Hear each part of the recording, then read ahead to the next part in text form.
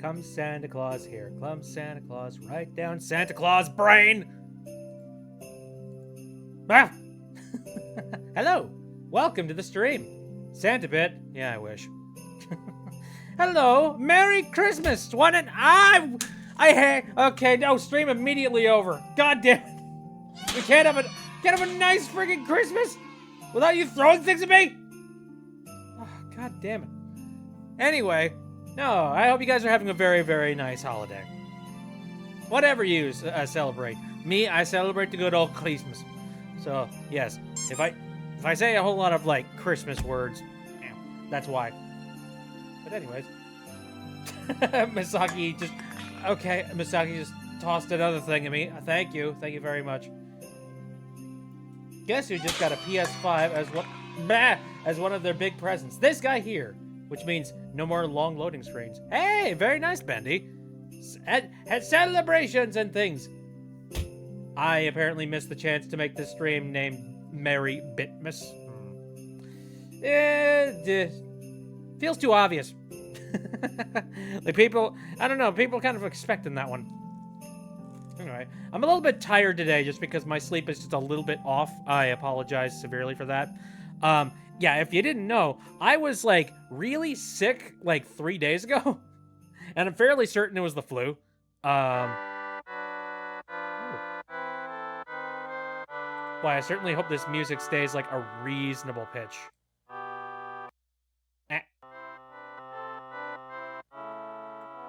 There we go. KK Slider. The visionary of our time. I'm gonna move my mouse up to like the top of the desk because it's like, it connects a little bit better. Guess who got kind to my neighbor and smile for me? What? Was it you? Let's see, what else is going down here? Is that KK Slider I hear? Yeah. Yeah, I currently have a playlist of a bunch of video game themed Christmassy sort of music going on. I felt it was very appropriate. I think so.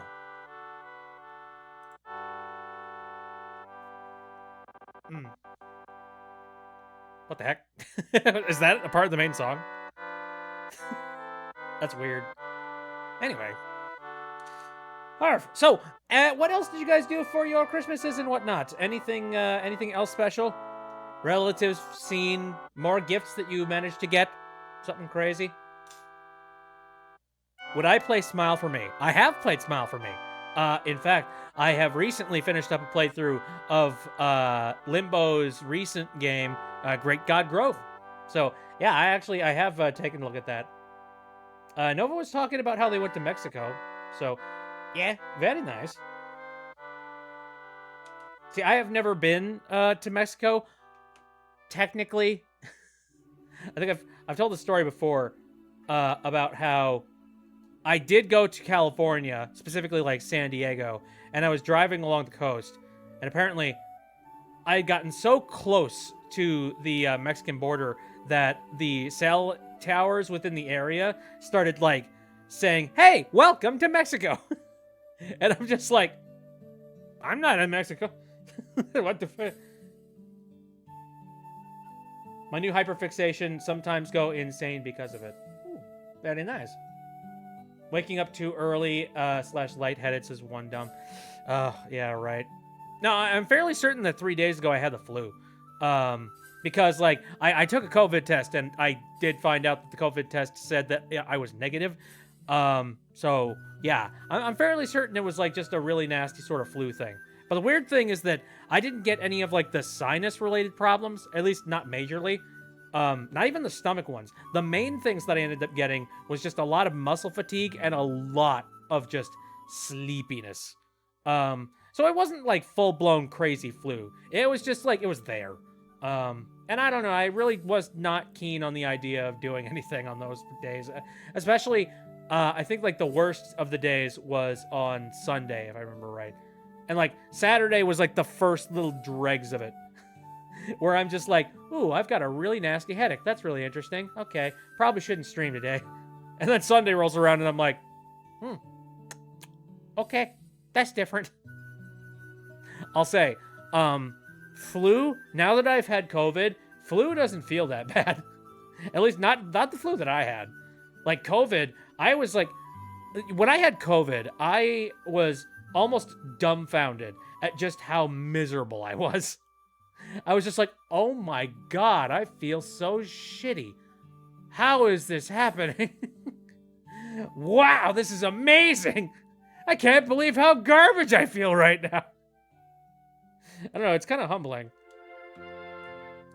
I feel like it's sort of a gift, but I recently got the chance to play Had Time. Very enjoyable. Very nice. It's a very fun game. I don't know, not biased in any way, shape, or form right here. Definitely not. Soda. Merry Christmas, Bit. Hello, Pierce. Oh, I suppose I should go into the voice call, shouldn't I? I have not done that in a while. You know, I haven't been doing a whole lot of like casual streams as of late. It's mostly just been playing video games, as this video game stream was intended to be. Anyway, do I have my microphone set up properly? I think so. Ow. Yeah, I think so. Or maybe it's not. Hold on a second. I'm going to my user settings just to make sure. Voice and video. What? Oh! Ooh, wrong input device. Okay, give me a second. Okay. Mic in. Oh, and also hand. Come on, behave.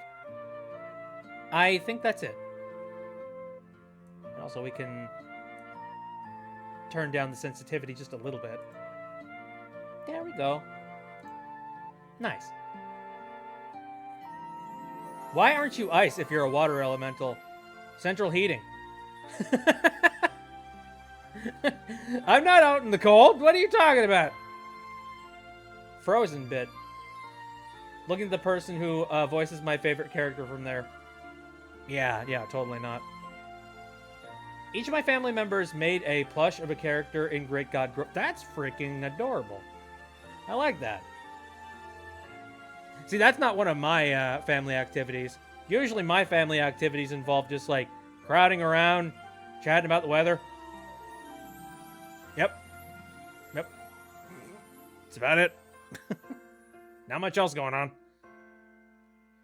I don't know, it depends on which family member we're talking about. Then other times we talk about random video game things. And then there's, like, a corner that... You know, a corner of the family that talks about politics, and I'm just like...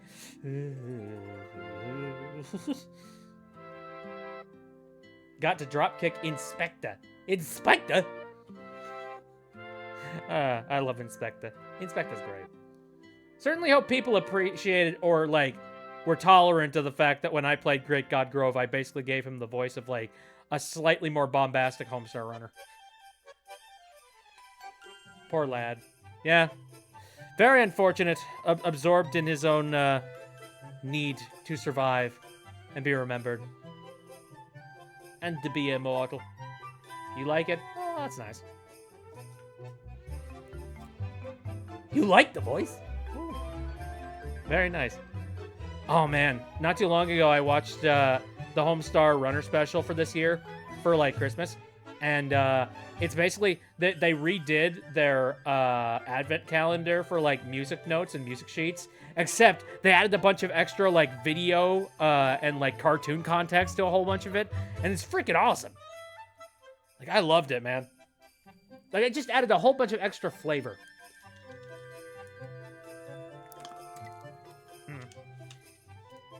Very nice. So what have I been doing for this particular Christmas?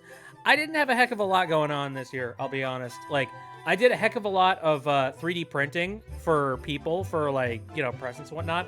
Speaking of which, oh, I should probably, like, queue up a couple of these gifts so that I can show them off on the stream. Because they're cool. I like them. In terms of, like, you know, me getting gifts, I got a couple of things. one thing that may potentially become a future game. I'll give you a little bit of a hint. It is a recent game that came out not too long ago. Might have something to do with something that's very popular right now. Right now within the video game sphere. And it's a game on the Switch. So there we go. I think that's enough potential hints. Here, let me see if I can pull up a bunch of the images of some of the things that I have 3D printed for, like, family and all of that jazz. Kirby and the Forgotten Land. I've already played Kirby and the Forgotten Land. And that was a while ago. Let's see. I think let's pull that up, pull this up. I forgot. Fair. Oh man, Anton. See, I really badly want to try out Anton Blast because it kind of just reminds me of Pizza Tower. Give me a second. I'm just selecting every single one of the things that I printed for people. I think that's it. All right, well, let's ship all those things off. Gonna be the voice actor for Inspecta and Click Clack for a mod, and I am scared because I am a girl and they are boys, and I struggle with boy voices. I believe in you. I think you can do it. I don't know what kind of advice I could possibly give with that, just because, I don't have experience, considering I am absolutely, like, not the female. So, I wish you the best of luck. I definitely recommend, like, get practice in, and also make sure you have plenty of water next to you while you are doing your takes and things like that.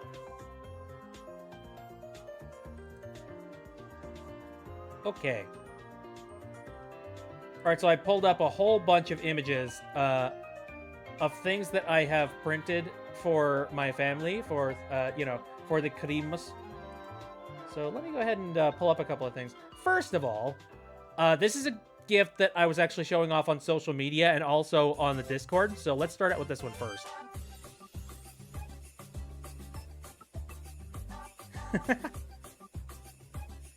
Here we go. Okay, now keep in mind, all of these things have been 3D printed. The first one is this guy. Look at this. Look at this thing. I'm gonna turn down the volume on the music just a tiny bit. Yeah, but I printed this thing, and this was designed not by me, but by somebody else over on printables. There we go. Yeah, my mom is a massive Lord of the Rings fan, so I saw this and I was just like, oh, I gotta try this. I gotta try making this thing. And what it is it's actually a bunch of individual layers that have been printed on top of each other. Here, I'm gonna pull up a better example of that. There we go. God, it just looks like a sea of a sea of spaghetti sauce. There we go. Anyway, yeah, you can see it a little bit clearer in this. Like, you can see the individual layers. Like, it starts out with a, black layer on the bottom, and then red layer on top, and then yellow layer next, and then finally it finishes off with a white. But yeah, all of the layers come together to form a, a nice full picture. There we go. Of Mordor. And it looks so freaking cool. I was like, by the way, this thing, it took about 6 hours to print. Mostly because, like, I used the very, like, fine detail nozzle. And the fine detail nozzle takes a while to actually, like, extrude and make stuff. And so, for, like, every single hour, I was watching the thing go, and I'm sitting there in, like, blind panic, just being like, oh my god, please don't suck, please don't suck. But then it turned out it was actually pretty good. This picture doesn't give it justice at all. Like, if you look at this thing in real life, it is stunning.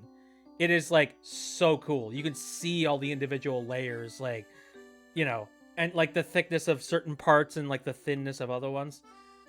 My mom has already told me that she's just like, I have to frame this. You realize that, right? I have to find a place to like frame and hang this and put it up somewhere. Maybe get like a refrigerator magnet and stick it at the back of it. I don't know. I have to do something. And I'm just like, oh, cool. I pulled something off.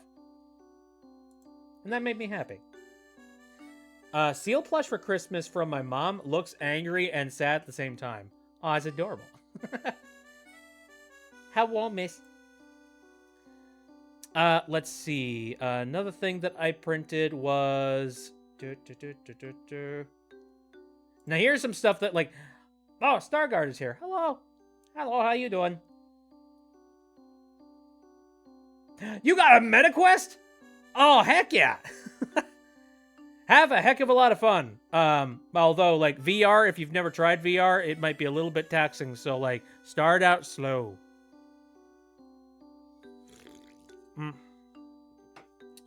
I played VR chat. Oh, that might be a blessing and a curse, depending on what the heck you did. Here. Let me see. The next thing that I got here is... I made some magnets for my brothers. Here, let me pull these up here. I got them all hanging up here on my whiteboard. There we go. Shrink the boy. Now, a bunch of these designs are available, again, on printables from some particular people who, you know, show off their wares on printables. The only thing that was not from printables was in the top left corner right there. There's one for Angels and Airwaves. That one I actually made custom myself. And I made that one because, like, you know, again, nobody had made it. But, like, the person that I gave that to, they are a massive fan of Angels and Airwaves. So I was just like, I gotta give it a shot. I gotta try it. And it turned out really, really good. Like, it's got that really nice, like, metal sheen to it. Aside from that, my basic goal for all of these was to try and give them a really nice, like, emboss sort of thing. So, yeah, you can see that, like, there's almost a 3D pop-out effect for stuff like the Batman logo. And then these World of Warcraft things. So the World of Warcraft logo thing, that is like a really nice model. And then, you know, we've got the Alliance and the Horde over there. I made those specifically for a World of Warcraft nut, obviously. And yeah, they turned out really, really nice. Now, keep in mind, like, one thing that I've really, like, basically the theme for this entire year was I tried to teach myself the basics of, like, printing in multiple different colors, essentially. So, you know, I would start out with one color, and then I would swap it, like, mid-print. And I think I've gotten, like, fairly decent at that. I think I've kind of figured stuff out. You got a Click-Clack plush? Really interesting. Are those official? I don't think so. I don't think those are out yet. My sister said I can't talk to anyone on there, even though my dad never said anything about not talking to people, but it's what I would say VR chat is a little bit dangerous in a lot of different ways. And I don't know what your age is. Honestly, that's good advice. I'm gonna be real. I have to side with your sister on that one. Well, I'm sorry. I gotta be boring, man. Look, I have seen some dark stuff happen in VR chat, all right? There's actually a reason why I have actively not really been doing any VR chat meetups as of recent, and it's mostly because I want to retool the VR chat meetups. Basically, I want to make it so that they are at least 16 and up. Because I've kind of realized that, like, that the environment for VR chat is probably not very appropriate for people under the age of 16. At the very least, like, you know, as things currently stand, you know what I mean? Oh, I also, I saw that they did some kind of update with VR chat to include verification for age, which, thank God. That's a really nice update. Best to do VC stuff in Discord with close buds. Yeah, that's not a bad thing. Is that Paper Mario music? It might be. I don't know. I currently have just a Nintendo Christmas music thing currently playing. I don't know, like, all of the music that's currently playing at the moment. Last time I played VR chat, I was Inspecta and people were throwing stuff at me. I mean, do you blame them? They know how the game turned out. Puppet Kid in VR chat. Yeah, I've been that before. Let's see. What other stuff do we have currently sitting here? Okay, I've shown you... Oh, you guys want to see something weird? I mean, you know, I show a lot of weird stuff to you, but this is particularly weird. Here we go. Scroll this down. I think I might have... I don't think I showed this to you guys. Look at this weird thing. Look at this strange, weird contraption. It's like the strangest gear apple. Gear ball. Actually, this one is so good and so impressive. I made one for myself. Basically what it is again, it is a ball that is entirely made out of gears, and you twist the knobs like back and forth, and all of the gears actively spin. And it is so cool looking. I enjoy it very much. But I gifted only one of them to one person who really likes fidget devices, and then a bunch of my family members were just like, how dare you make one for all of us? Oh, okay. All right. You got it. I'll get on that. So yeah, I guess my main mission now is just make a whole bunch for everybody.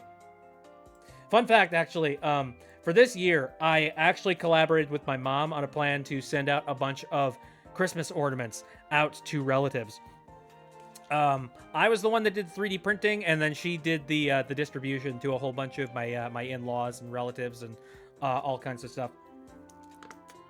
And I got a message back from one particular in-law who was mentioning that they were extremely impressed with what I had made, and they had basically said that, like, they were just like, if you need to make this a business, like, oh my gosh, you absolutely should make this a business. Like, you should actively start selling this kind of stuff and, like, you know, making a decent profit. You could capitalize on this. It's so cool. Ow!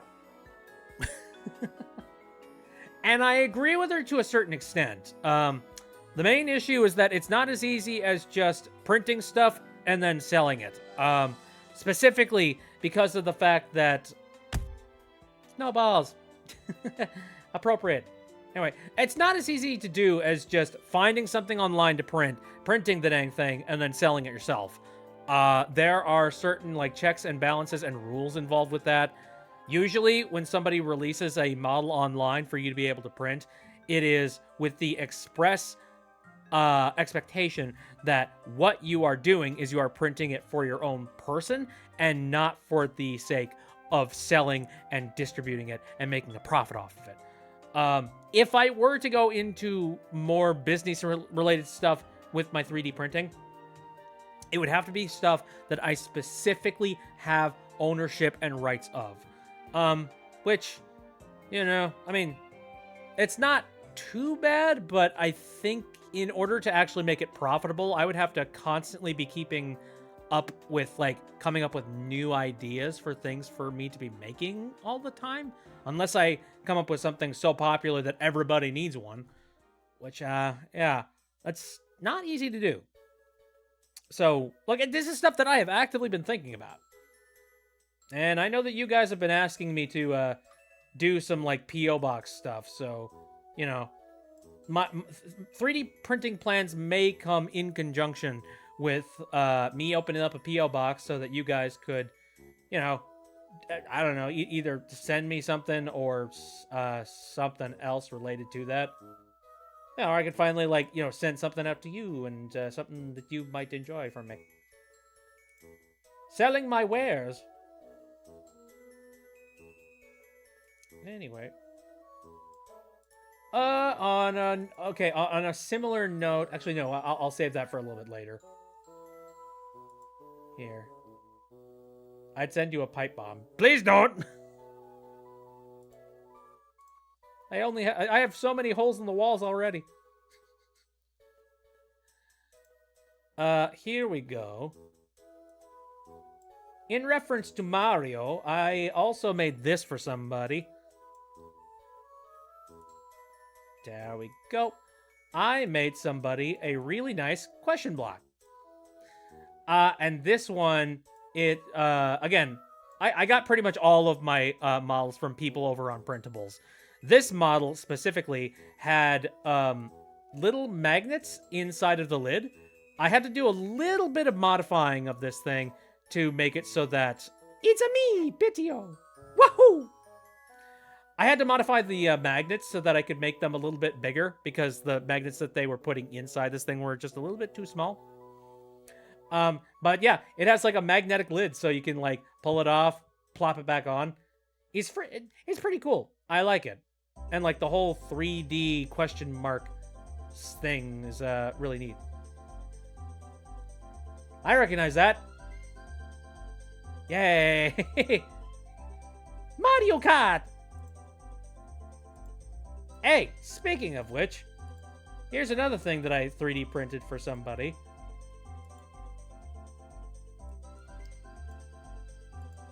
Here we go. Actually, I printed this for a couple of different people. Here we go. This is for the Nintendo Switch owners within the family. These things.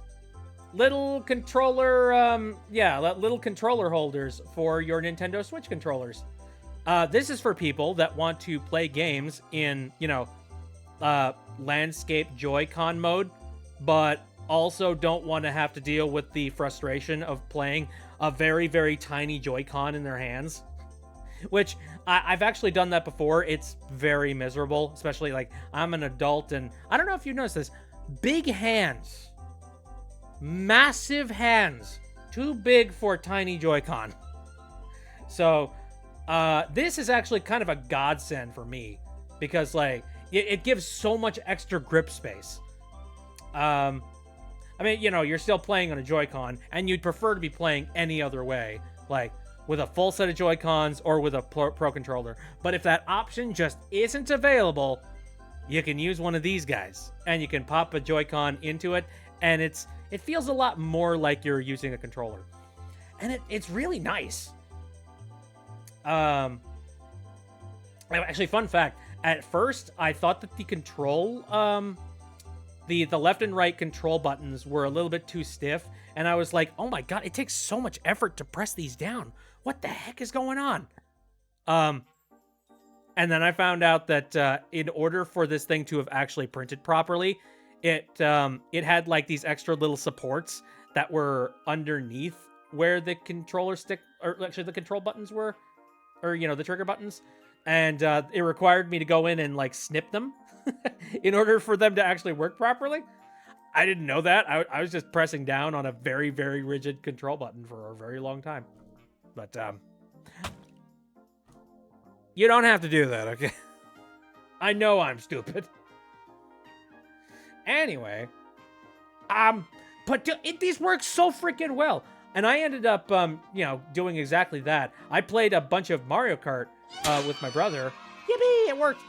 I played a bunch of Mario Kart with my brother using these controllers. Honestly, I completely forgot that I was holding on to, like, the controller holder thing. I thought I was just playing on a regular old controller after a while.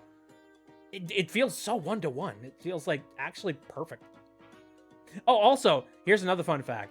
I was originally only going to give over the little controller holders. But then I found out that there was a secondary person, somebody completely different, that designed a stand for the controller holders. The little black stand right here that I printed. Yeah, it turns out somebody, a third party, made a stand to hold the controllers. And when I found out about that, I had already wrapped up the controller gifts. So I'm just like, I guess I'm opening people's gifts. Oops. So yeah, I had to rip into the gifts. I had to reprint the, the little controller holder. And then I had to rewrap the whole thing up. I'd say it's worth it though, because like it adds so much extra value and a whole lot more quality. Look at all the emotes. All right, let me go ahead and remove that guy. Anyway, what other stuff do I currently have sitting here that is kind of neat? Ah, yes, I made this for my dad. Here. Let me pull you up. I made my dad this. How many Star Trek nerds are in the crowd? Probably not many, but I made my dad this. do, do, do, do, do, do, do. Actually, wait, no, that's not the proper theme. The actual proper theme for this one is do, do, do, do, do, do, do.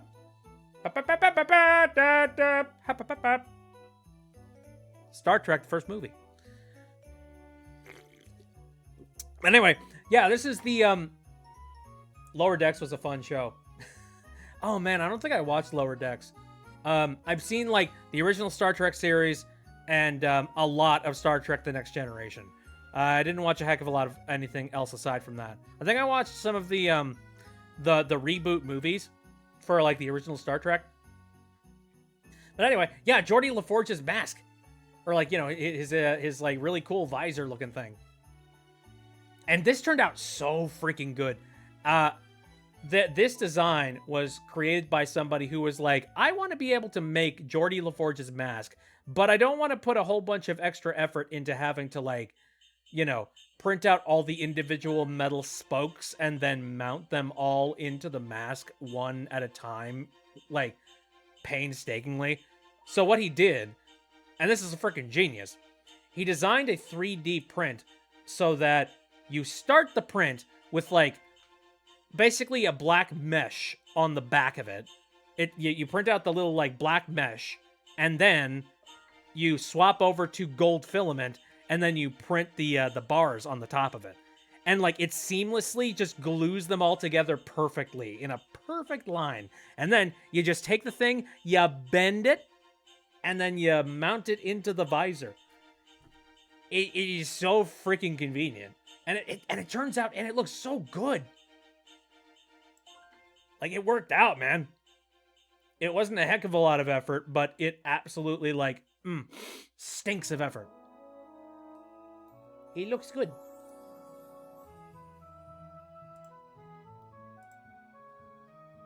Anyway, there's that. And then finally, and this is kind of a fun thing that I came up with it the last minute, but I think it kind of stole the show in a lot of different ways.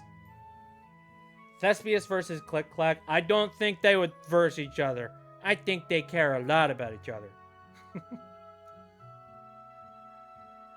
Anyway, this was the last thing that I printed, but I printed this for like everybody. Everyone got some of this. Here, scroll down here. I printed a bunch of these. Hello, there's a Kyle in here. No, God. Merry CRIMBU. Merry Christmas. Hello. How's your day been? I just woke up from a sugar shock nap. Ooh, what were you eating? Sugar? Well, obviously, but what was the sugar like? What was the catalyst of the sugar? The weird homemade confections that my mother's friend made. Okay. Did they have a particular flavor? Well, you had a chocolate dipped nutter butter. Oh, I saw you posted a picture of that. That looked freaking amazing. Yeah, those things. After I took that picture, she took a bunch of them, threw them in a bag, and then sent me off with them. Nice. Sitting on my counter because I already had like 3. Oh, 3? And it threw you into a carb coma? Oh my god. That is horrifying. That is a scary amount of sugar. Yeah, I kind of overdid it. It's the holidays. What you gonna do? Overdo it? Pretty much. Again, with you guys saying that your families make a whole bunch of plush toys. My family is not nearly that industrial. Good guy. I wish they were. Anyway, I'm just showing off a bunch of the stuff that I've like 3D printed for people for the holidays. Went a little nuts. Now I made a bunch of these 3D printed like basically keyboard fidget toys, which is they use actual real like mechanical switches on the inside of them. I kind of like skeletonized one of my other mechanical keyboards, and then I turned them into fidget toys. Huh. Yeah, and like they're really fun, but like I handed them out to everybody, and then everybody proceeded to continuously keep clicking them the entire time for the rest of the time that we were all there. And so it kind of sounded a little bit like a family reunion and also sounded like an office building. You're just sitting there just like...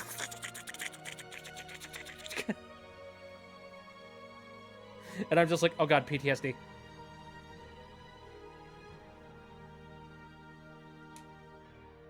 Anyways.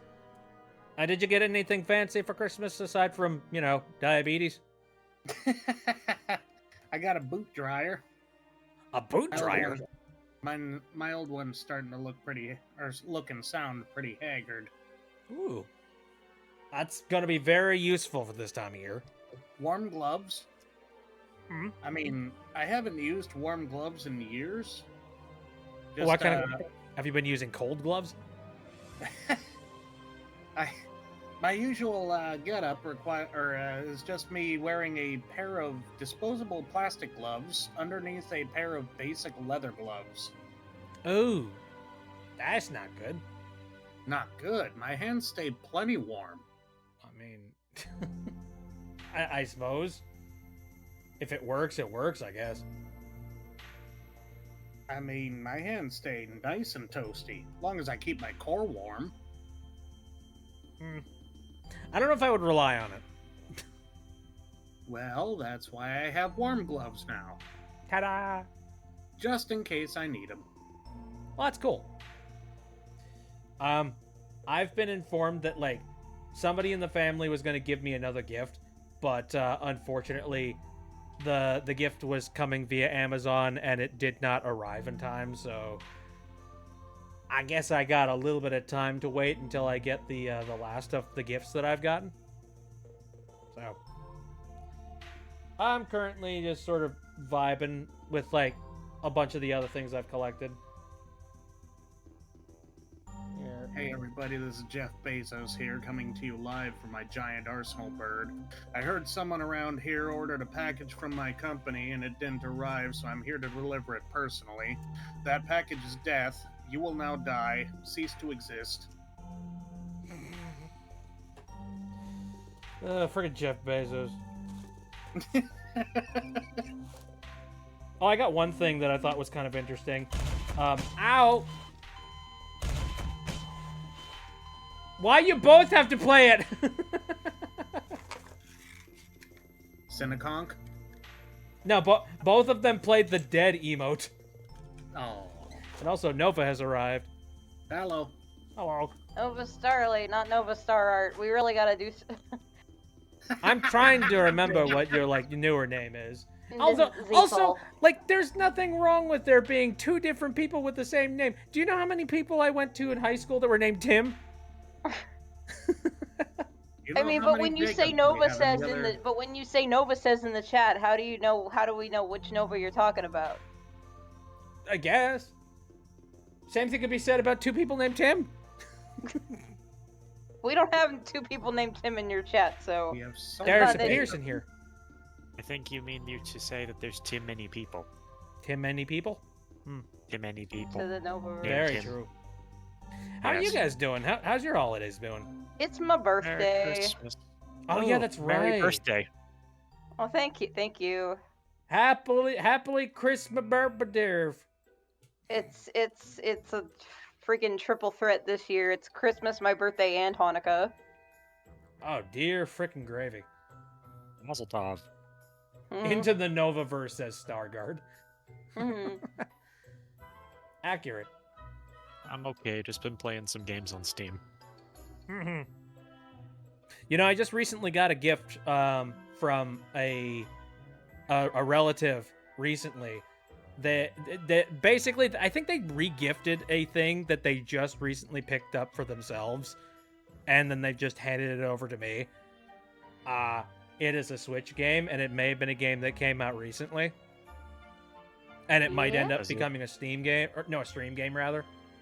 Ooh. Does it begin with S and end with Onic? It could, possibly. Oh. It could be a little bit of edge. It's Slight Shadow amount. Generations, isn't it?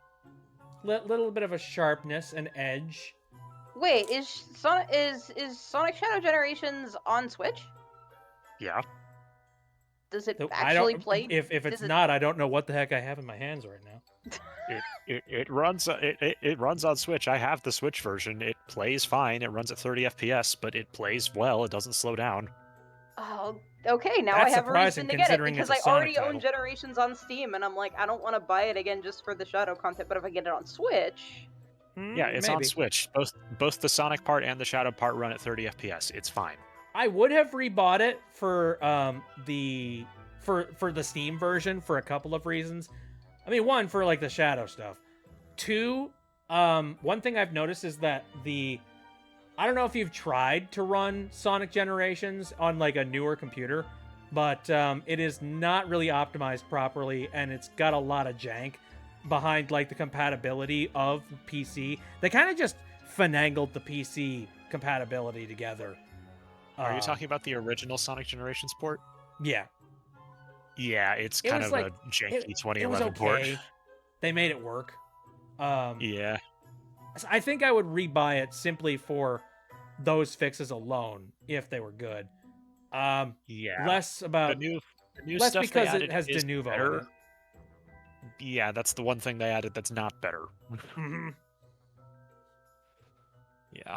I'm still waiting for them to finally release Frontiers. Yeah, seriously. Release it from its horrible clutches. Yeah. Struggling with Smile for me, do you have any tips? Look up a walkthrough. I have no idea where you are in Smile for me, and I've also haven't played it in a while, so yeah, a walkthrough would probably be a good idea. Stargard says that their birthday is on January 4th. Ooh, presents back to back.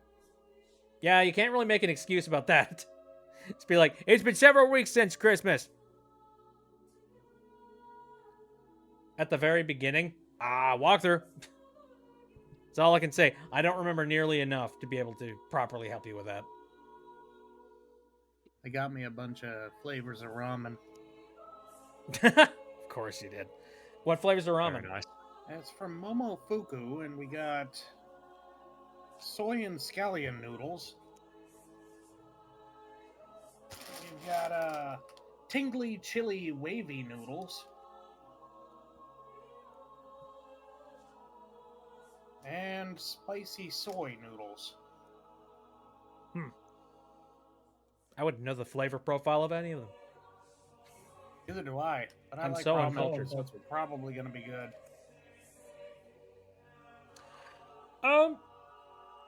Speaking of getting food for Christmas though, one of my relatives, they decided to do a theme this year, and with all of their gifts, they handed over a bunch of novelty gummy candies, and these are like dumb novelty gummy candies. They in the shape of different foods, and the one that I got was I didn't know this. Apparently, there's like gummy pizza bagel bites. Oh no. It's just gummy candy in the shape of bagel bites, Yeah, that checks out. and it's awful. You buy it for the gag. You don't really buy it to actually eat it. I went through like 2, and I'm just like, wow, that was too many. It's like that cheap gummy candy that you take it out of the packaging and it's been sitting in it for like far too long, and like the gummy candy has sort of like started to sweat. Like it hasn't gotten sticky, but it's like it's got this weird oil to it. You know what I mean? I think everybody has had one of those cheap gummy candies before. I mean, hey, it's worth it just to like get that in your stocking. Just be like, what the heck? What do I do? I don't know. Do I microwave it? Slick gummies. Yeah. Creepy. I'm trying to remember what other ones were there as well. I think one of them was like Ore-Ida fries, except in gummy form, which is weird. And then there was another one. Don't remember what it was. I know it wasn't something that should be gummy, for sure. Imagine they all taste exactly the same. Anyway, what other types of gifts did you guys get, if any? I just, and I didn't really get anything. I just got money. I mean, money's good. I got a ramen bowl. You know what? Actually, I had a relative that got an entire set of ramen bowls. Nice. Mm. I also got a shirt that said, "I can't hear you. I'm busy gaming and eating ramen." You know, I used to buy a lot of, like, shirts that had things that said things. And then I realized that doing that opens you up to people talking to you and, like, you know, pointing it out and laughing at your shirt. And then I learned that I don't like that. And so I stopped wearing stuff like that. My problem is I wear overalls as part of my basic kit. So you're not going to see it anyways. Yeah, that's true. Got clothes from the early 2000s. Oh, really? Like, straight up, actually from the early 2000s? Or, like, are you saying that you have them from the early 2000s? Or did you get them from eBay?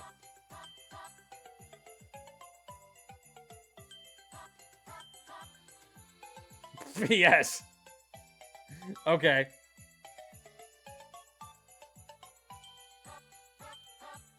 Anyway, so here's a fun little thing.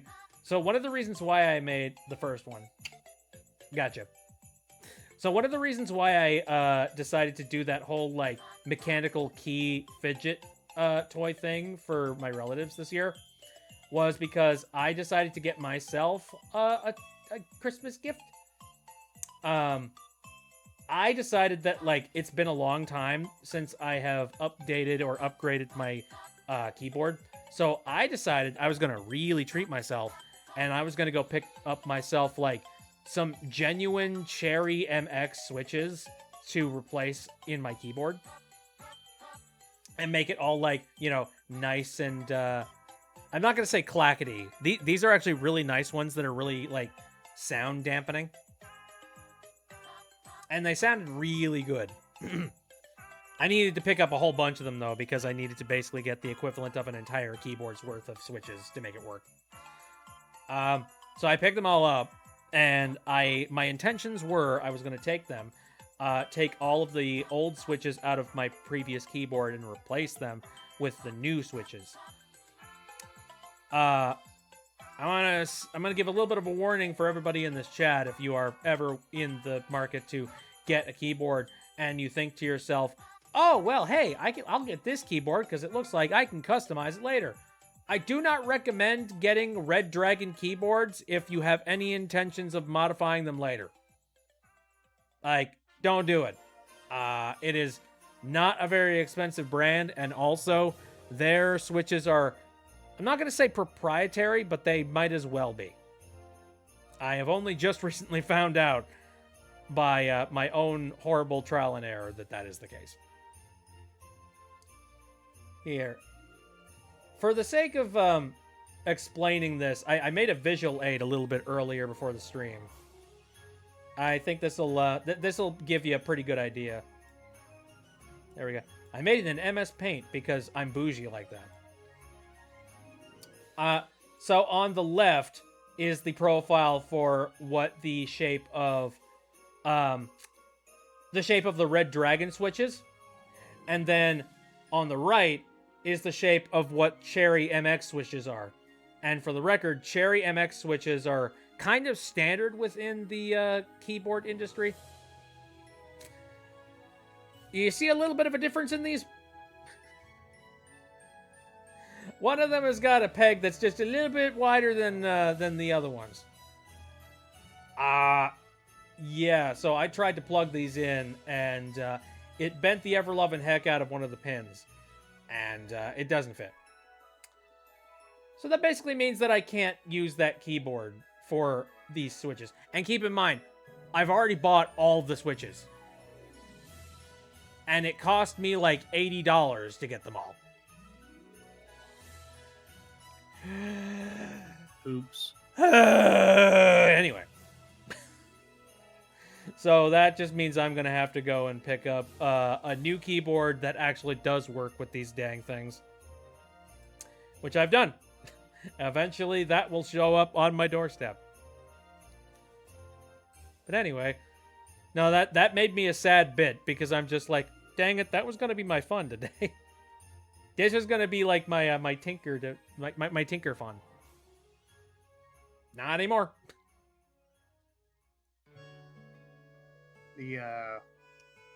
During our celebration, we usually play a game called Dirty Dice.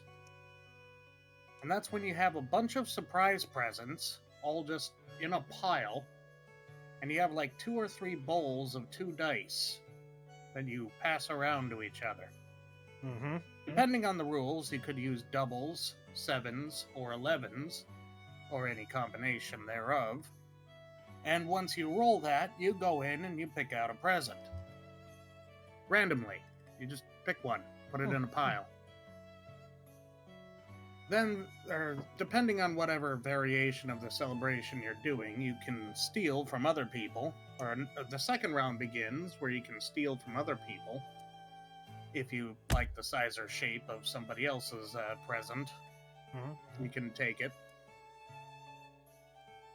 And then the third round begins when everybody opens up the presents, reveals what they are, and then they can steal from each other.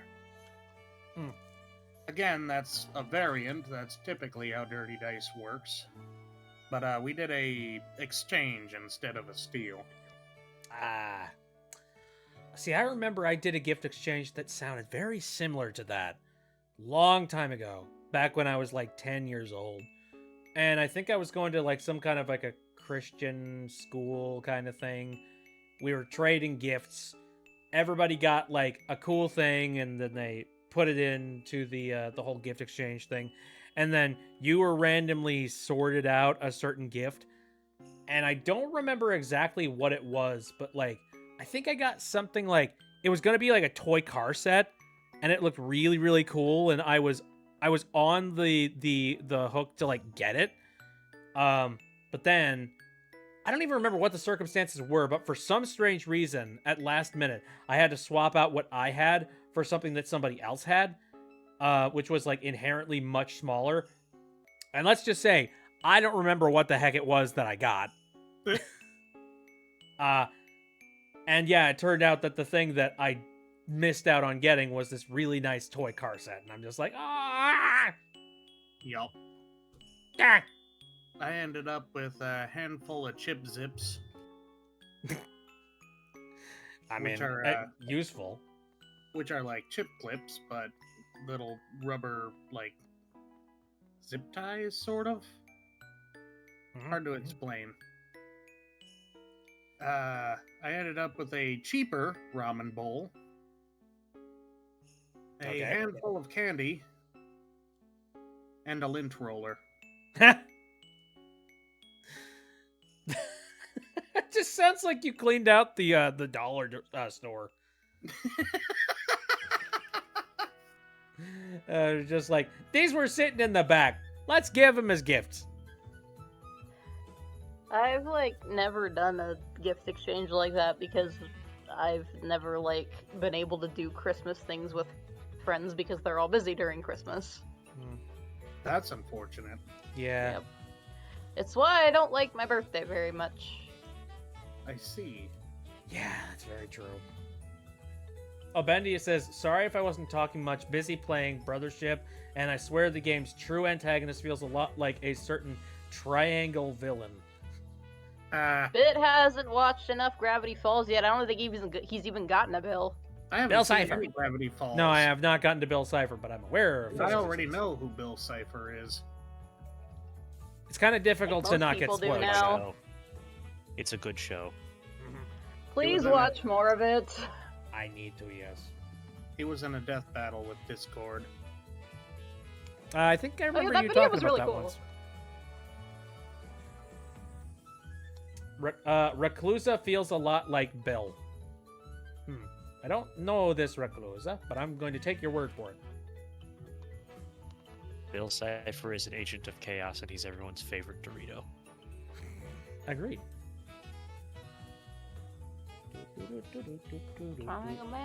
Triangle Man. The internet loves the Triangle Man. Yes. Nova says, still have not seen it. Season 1 is currently available for you to watch at any time. Don't say Nova says. I didn't say anything. Sorry. I didn't say anything. Nova The does Star not say. Art says, I still have not seen it. For your kid, dear Teeth. Yeah, the whole first season is on like Disney's official YouTube channel. So you can watch the whole first season on YouTube, and then the whole series is on Disney Plus. So you can watch season 2 on that. My favorite Dorito is Peridot. Although Also I do a have good to wonder choice. why you would want Disney Plus, because, Disney. Ew. There's a reason get it why free I with- like I buying get it free things with physically. my cable package, so. Sorry, I was dry I mean, heaving I- for a moment. I I'm think, back. I What were think we it talking about? already owns the DVD of Gravity Falls. Well, we definitely were not talking about the fact that you ate too much sugar. Have you seen the There's a Bowser Bowser vs. Eggman death fight? battle? Yeah. I need to watch the other death battle videos. I only seen the Discord versus Bill one, and I was like really impressed at the production value. They put a lot of work into those things, especially nowadays. Yeah, Bowser v Eggman is awesome. They got the guy who did the music for Devil May Cry 5 to do the song. That's fun. Nice. It's the guy who sang "Bury the Light," Holy friggin' Virgil's crap. battle theme. It's really good. All I know is that they got whoever it is that did the voice for Eggman to say, "I've come to make an announcement." Yes. Which one, And Mike you're just- Pollock? And you're just like, you had to. I mean, I'm assuming it's Mike Pollock. He's been Eggman since like 2005. I so- don't think It's- they got it's Mike not- it's Pollock, not Mike Pollock. to do that. And matter of fact, really? I'm fairly certain Mike Pollock would not, in any circumstances, do that. I mean, Mike Pollock has said, "I've come to make an announcement," but that's all that he said. He did not do anything else as part of that copy pasta. He's only said the "I've come to make an announcement" bit. Just that part. That's Probably a enough good for some idea. people. Dan Yeah. Green did do my name is Memphis, Tennessee, and I am part lizard. He also did "Welcome to Tilted Towers." Yeah, that's the I whole have bit. not heard the Memphis, Tennessee one. Okay, Yeah, let me he's get that. great. They got Dan Green is the goat. Absolutely, Yeah. My name is Memphis, Tennessee, and I am part lizard. He's great. So good.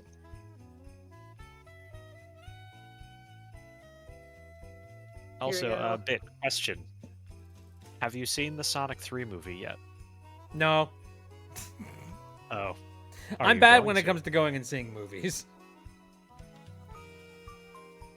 Okay, I don't know where to put this link. I'm gonna put it in image share. Okay. Alrighty. Memphis, It's a very Tennessee, good but it's movie, that's actual all I'm voice gonna actor Dan say. Green. I have heard that it is a very good movie. Yo, I saw Sonic 3, like, you know how it said it comes out on the 20th? That's a lie. It came out on the 19th. My theater was showing it on the 19th, just not before like 5 p.m. everywhere. And so did some other people that I know. Basically, it actually came out on the 19th. So that's when I saw it. And The fact, I'm still haven't recovered. the And I fact that can't my talk mom, about why, because it's like one of the biggest spoilers in the whole movie. yeah, my mom of all people was just like, Matt, this movie looks amazing. Should I be going and seeing this? Yes. And I'm just like, holy freaking crap.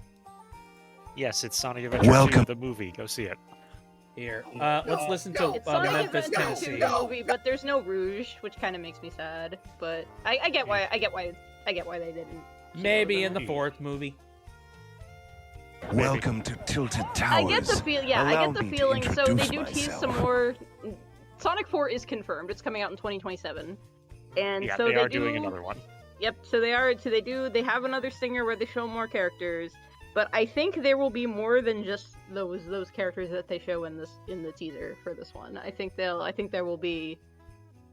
I think in addition to them, we might also get Rouge in 4. But that's just my wishful thinking. What would be really hilarious is instead of doing a third movie, they did it was expanded into being like multiple parts. Like they were going to do one really big story arc coming up next, so they have like a trilogy coming up. So then they would be able to call the next movie Sonic the Hedgehog 4 Episode 1, just to call it that. I mean, ow. I mean, they would if Sonic 4 was a good game, but it's not, so they won't. No, what but if it they would be pulled really the funny. you know what they do with the Sonic Adventure series, where they make like, you know, the good timeline or like the bad timeline and all that jazz? Ah. That was more Sonic 06.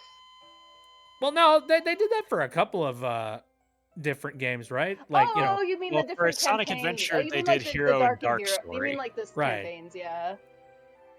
That's you what know, you like meant. they separated that between like the you know, different teams and whatnot. Wouldn't it be funny if they just released 3 different movies? They just did like some crazy Rashomon style plot, but in order to understand it, you need to watch all 3 movies. Oh, hell no. That would be But amazing. please, I would not like that, because That that's sounds what the brain hurty. Danganronpa anime did, and that's why I've never watched it. Too much Only effort. only Danganronpa 3 did that, and it's 2 Yeah, plots, and they intersperse it every Danganronpa other 3 episode. anime. That's what I meant. Danganronpa is a fever dream of a series, man. It really is. No, Star, I did not answer him any of those questions. And honestly, don't have much to say about him. Let's see. I still can't believe they directly referenced Iblis in the Knuckles show. That Yeah, was they that did. was a trip. Mhm. I'm like, wow, they really went What there. I think is really funny is that they announced Sonic 3 and the Knuckles show at this very same time, which means that Yeah, they so officially Sonic announced 3 and Sonic Knuckles. 3 and Knuckles. Of course, They knew what they were doing with that. I knew. And a pump They're action very much M16.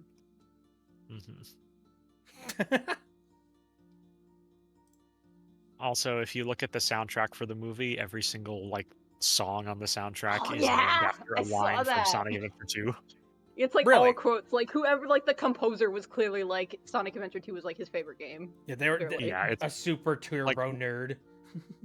it's all just like movie score background music, so it's not like tunes you listen to on the radio, but all of the musical score is named after SA2 lines. Like there's one where the characters are flying around somewhere, and the name of the song that plays is "Talk About Low Budget Flights."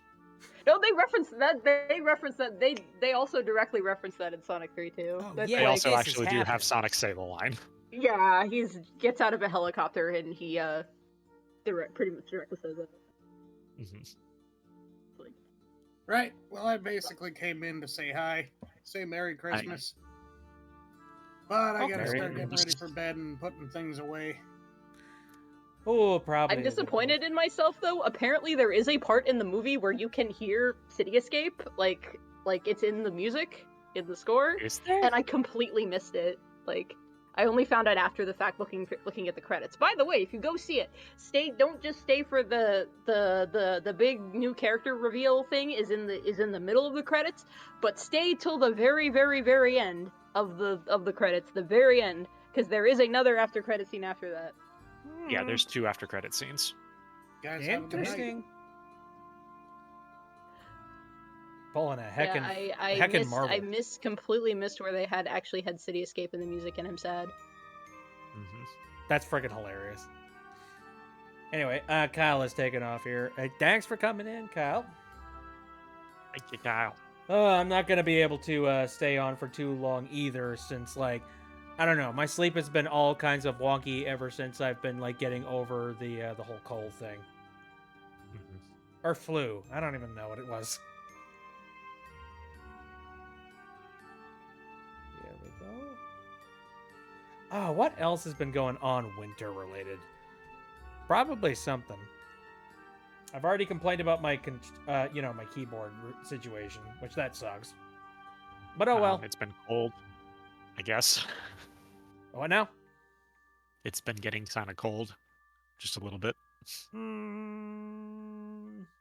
Not really. It's actually been kind of warmer within my area personally. And no, I have not seen the Bowser vs. Eggman death battle. No. I haven't watched a heck of a lot of death battles in a really long time. Your family forced you to stay up all night? Ooh. Why? Ugh. I need my beauty sleep, man.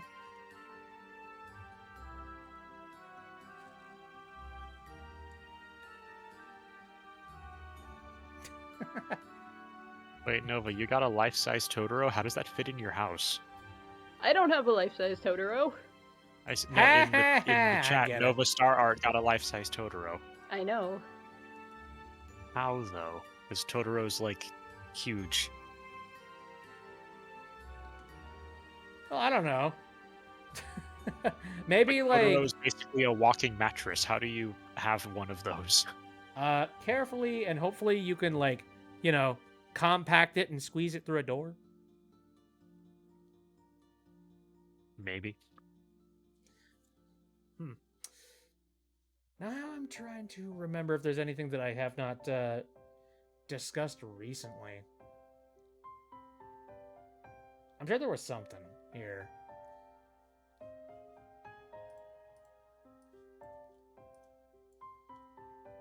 Lives in my basement, and it will soon be my bed. I mean, that's Okay, probably so the most he is- comfortable place. Probably not good for your back. Thank you for pie.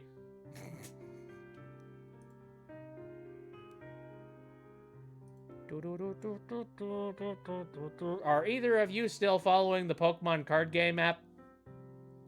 Yeah. They came out with a new set. It's like a I'm mini aware set, that it but exists, I'm trying to get but I Celebi because I like Celebi, and it's apparently really good. Just when I I'm aware thought that that the I game was starting to exists, get but I bored haven't of it, actually played it. they come out with a new set of cards. That's what they do. Yeah. They're smart. They got like so many different ways to keep you hooked, man. One of the reasons why I just don't want to spend any money on it. Because that is just going to be an instant money drain. Pokemon is the most profitable franchise. I don't Like, know, out of anything. it's been such a long time.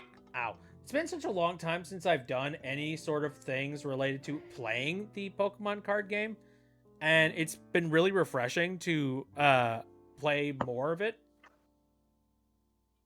Like, it's a very simple strategy game, but it's also like kind of in depth depending on how far you want to go with it. It's a very simple sort of like, okay, here is chicken, here is duck, fight. Yeah, I actually like the. There's actually two like digital Pokemon card games. One is like a 1-to-1 recreation of the actual physical TCG. While Pocket is more like a simplified version. That uses some different rules. And gonna be honest, as someone who has tried playing as like a humongous TCG nerd who's played like every card game on the planet, and has tried getting into the physical Pokemon TCG multiple times, I really like Pocket because it actually fixes a lot of the problems with the physical TCG IMO. Mostly because, so, like, when the original... It's got the same problem as MTG, where it's just so old that it's just, like, very, very antiquated in a lot of its mechanics and a lot of the ways that it works. So So things like the prize system and energy and being in the deck they're just bad. Those exist because that was at the time like the only card game of its kind was kind of MTG, so that's what it was taking from. Energy is basically lands, and it's a bad mechanic in MTG, and it's a bad mechanic in Pokemon TCG. So and Pocket gets rid of both, and that's why it's like objectively better. Because... I felt like the energy system was significantly different. I don't know, like I just seem to remember that you could throw energy like it was freaking candy. in depending on what build you had.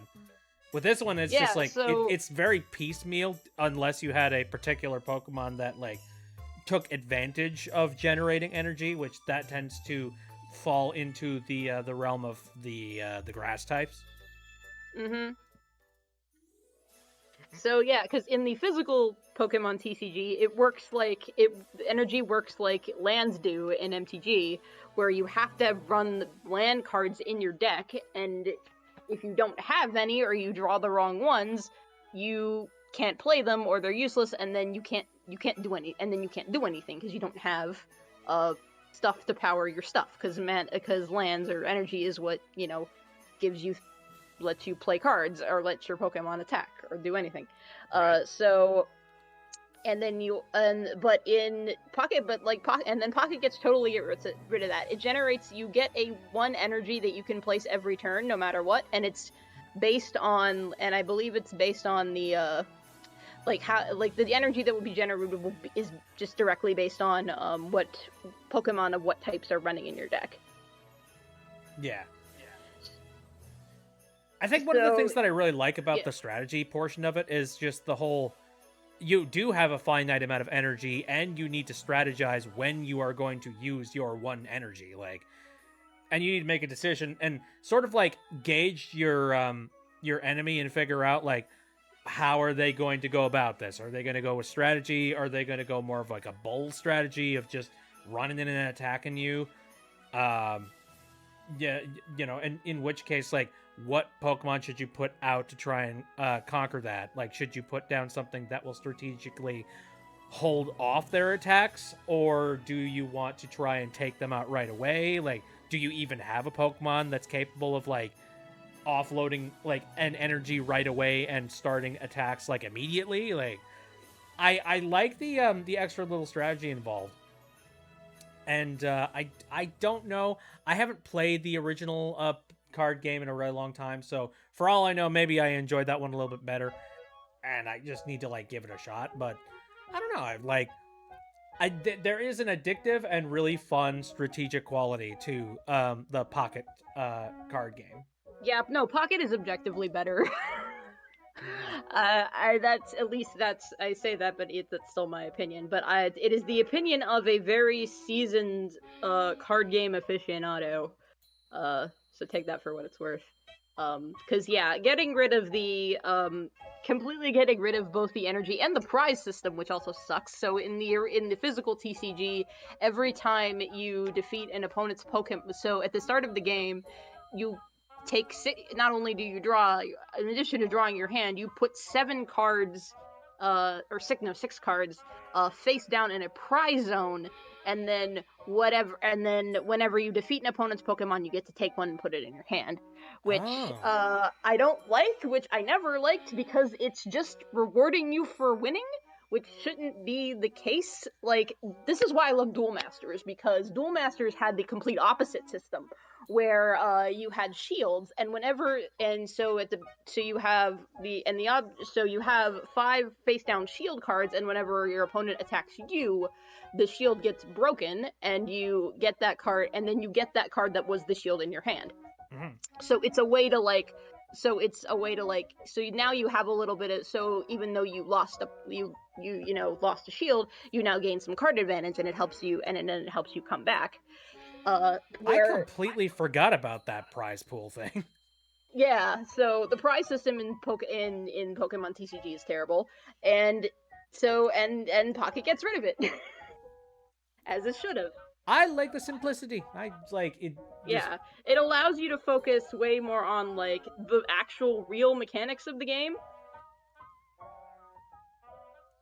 Which I'm assuming is... that they probably kept the mechanics as like close to the original card game as possible.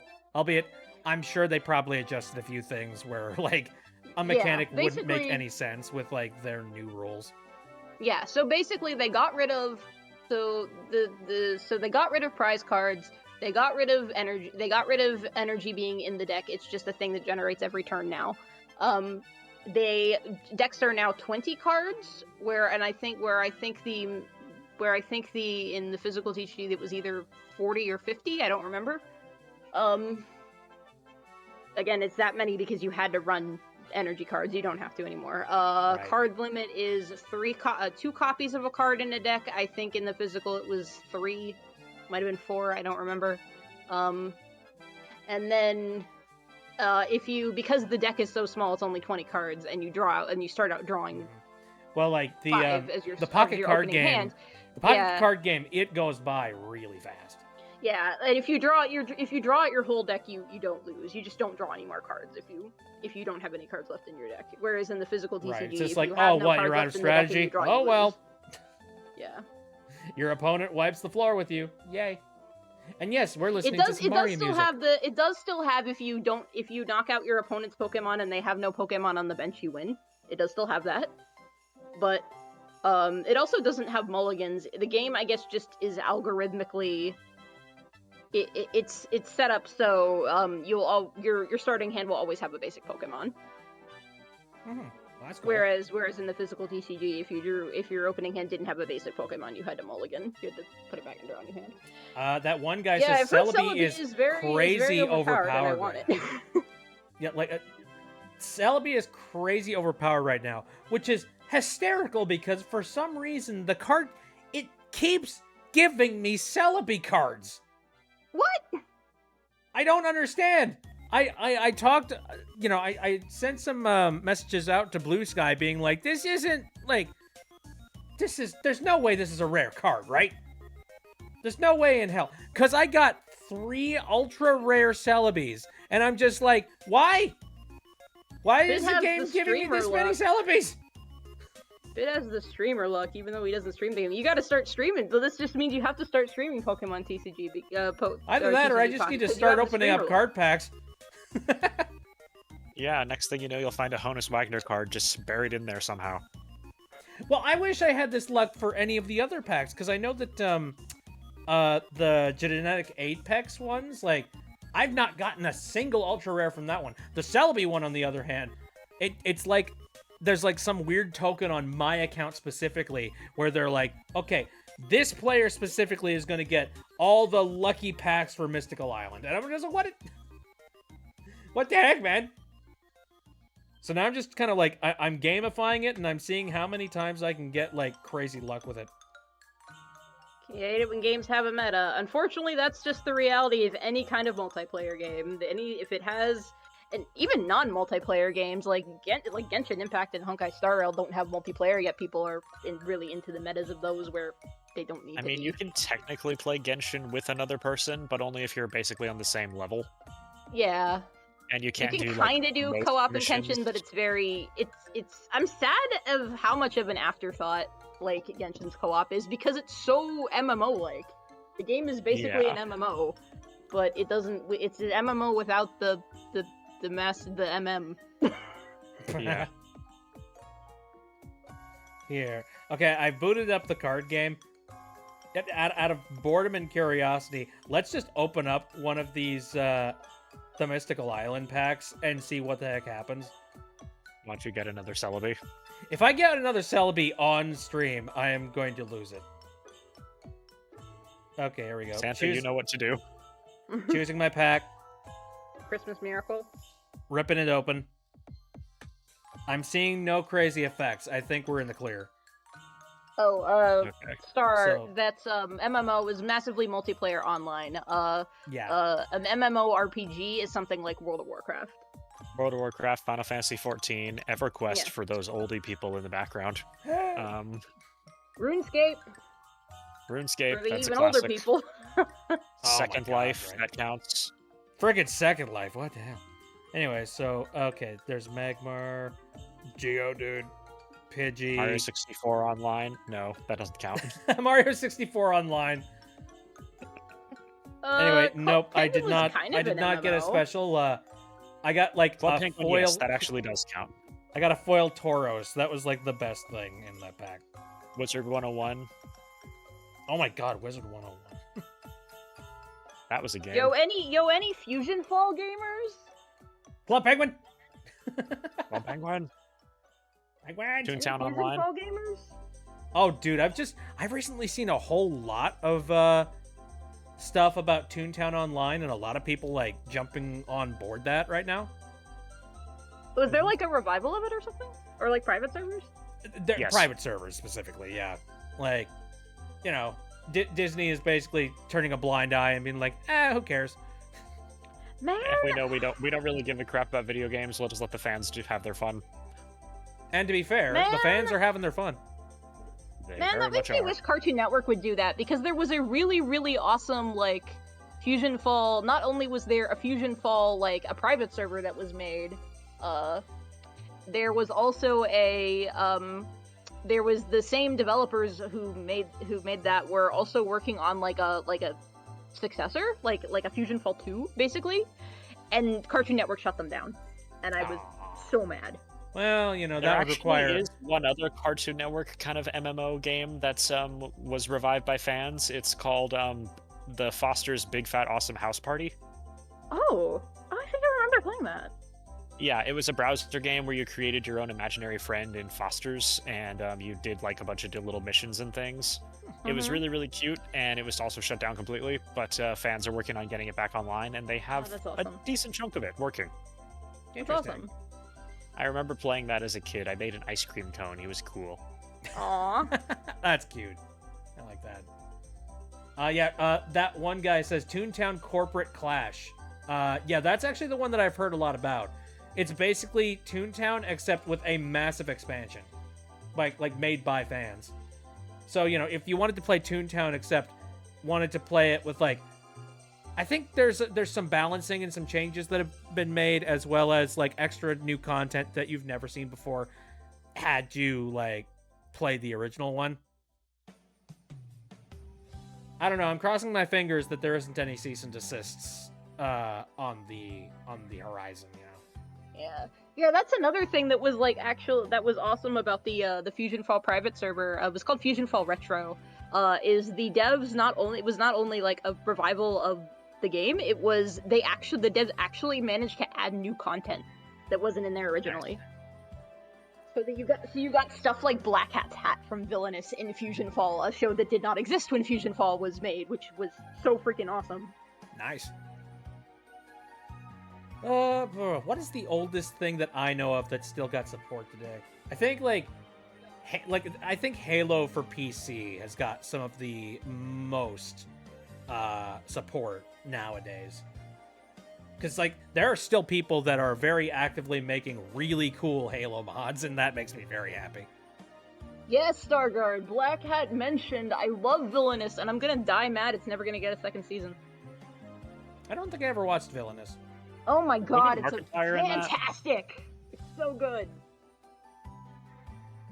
It's like it's a Mexican cartoon that was produced by like Cartoon Network Latin America, and it's really, really freaking great. It started as a bunch of shorts, and there was like a bunch of different series of shorts, one of which is so the show is about like a corporation of villains run by a guy named Black Hat, who's like the ultimate villain because he's conquered the world, but then he like got bored, so he's like, yeah, nah, this isn't any fun. So then he, instead of ruling the world, he decided, I'm gonna start a company for villains to help other people try and conquer the world because I'm not interested anymore. So I can see. I will need to teach you how to be villains. Yep. And yep, and then so he has a and one of the series of shorts is him like giving advice and critiquing other Cartoon Network villains. Mm-hmm. So he's like, so he has one where he like dunks on like Mojo Jojo, which is pretty great. Oh, dude. Yeah. It's so good. That would have been it's so freaking good. Oh man, no, I want to see that now. Yes, I will absolutely link you all the villainous stuff. Those I don't think were ever dubbed in English. I think those are only in Spanish, but they're subtitles, so. not a big I deal. totally want to see Um, Mojo Jojo get comeuppance, or actually not comeuppance, but I want to see the dunk. Yeah, Because it's Mojo great, kept all on of it. failing at every single turn, but he seemed like he was so competent. And there was also, I don't think enough people know this, but there was a show on Cartoon Network called Victor and Valentino, and that had a crossover episode with Villainous, despite the fact that Villainous had not aired in America at that point. Oh, Like, weird. Victor and Valentino was just a show on Cartoon Network in every country, and then it has this crossover with Villainous, which is only aired in Latin America, and I'm like, what the hell are you all doing? Air Villainous in the US. That kind of For the reminds love me of of oh, there was that one like Power Rangers crossover where they did Forever Red. Oh, hello, there's a Habby in here. It's a hobby. Yeah, so after the shorts, they actually the show actually got a full series, and by full series I mean 6 episodes. But they're actually like 11 minutes. So like 6-11, and by full series I mean 6 11-minute episodes. And those are on Max. And they were on Max, and what I hate was that those premiered on Max in Latin America, and then it took 2 years to make it available in the US. Mm. That is like the main reason I didn't stay in the Villainous fandom, because if you weren't in Latin America, good freaking luck. Yeah. Because God. Cartoon Network for some reason did everything they could to try and region lock this series just to Latin America, and it was so frustrating. There was I hate and they've corporate even red tape. yeah, and they've even like published like books and stuff, you know, like how there's the Gravity Falls books. There's Mhm. books like that for Villainous, but they're only in Spanish and you can only buy them in Latin America. So unless you're willing to hunt down a pirated fan translation, which is annoying and like sucks, because I want to support the actual content. I want to actually buy these books so, you know, they make more and stuff and do more with the series, but I can't because I live in America, and it's just very, very sad and frustrating, and I wish Yeah, I it's wish just everyone kind at of one of Cartoon those like, Network for who the does love of not- all that is holy, let me love you. Gosh darn it! I know It what is- that's like. Oh, hello, Pie. And it's so frustrating, because if any of these people at Cartoon Network had half a brain or an internet connection, they could go online and see that Villainous was just really, really freaking popular, like all over the world. Like when the shorts came out, it blew up on Tumblr, and it still has a really strong fan base, like going today. So it was just a viral hit. It was basically Cartoon Network's own Has-Been Hotel, and they did nothing with it. That is a Or they weird did like the concept bare right minimum. there. I'm That's so definitely a good I'm so mad about it. description. What was that? That's definitely an interesting description. Yeah, right. I was just like, I don't know. Cartoon Network has been Hotel, except with much less swearing. Not as much as you think. The show is kind of actually kind of borderline, somewhere kind of in between Cartoon Network and Adult Swim. It's got a little bit more, I'm not gonna say edge to it. It's just like, it's not G-rated. It's just like a true Oh. PG. It's like That's it's like what regular show was, or some of the Oh my darker God. or some of the darker episodes of like Adventure Time, where they like weren't afraid to actually have some adultish content. That one guy says, I hate when companies can't pick up that they have a success on their hands and just never let it reach its potential.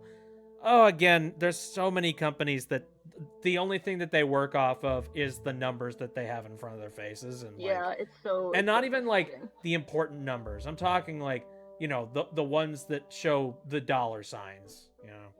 And if the Also, dollar Bendy signs aren't mentioned- going up, then what's the point in continuing to put money in? Yeah. Also, Bendy fan mentioned they had a crush on Miss Heed from Villainous. That's so valid. I just want to make out with the entire Black Hat trio. Like, because Black Hat's not only great, he has there's also his 2 henchmen.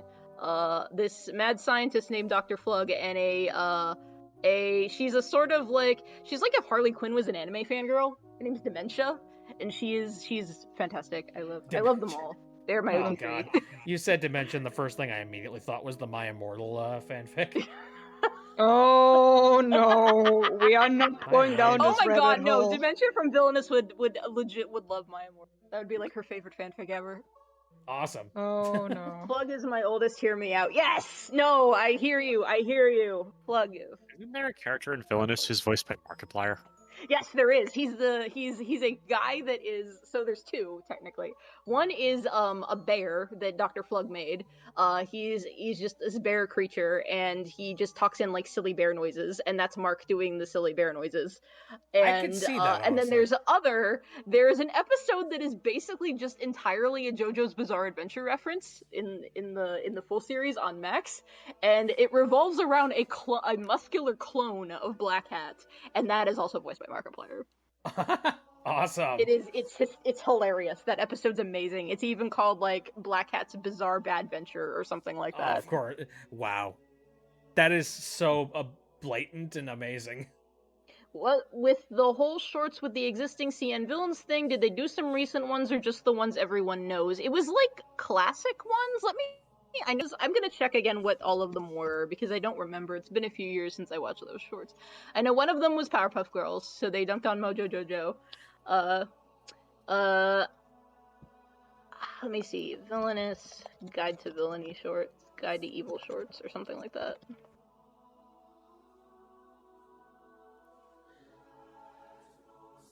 I'm out of the loop when it comes to a lot of stuff. Okay, Cartoon Network it's related. giving me Disney Villainous, which is the board game. Let me try Cartoon Network Villainous.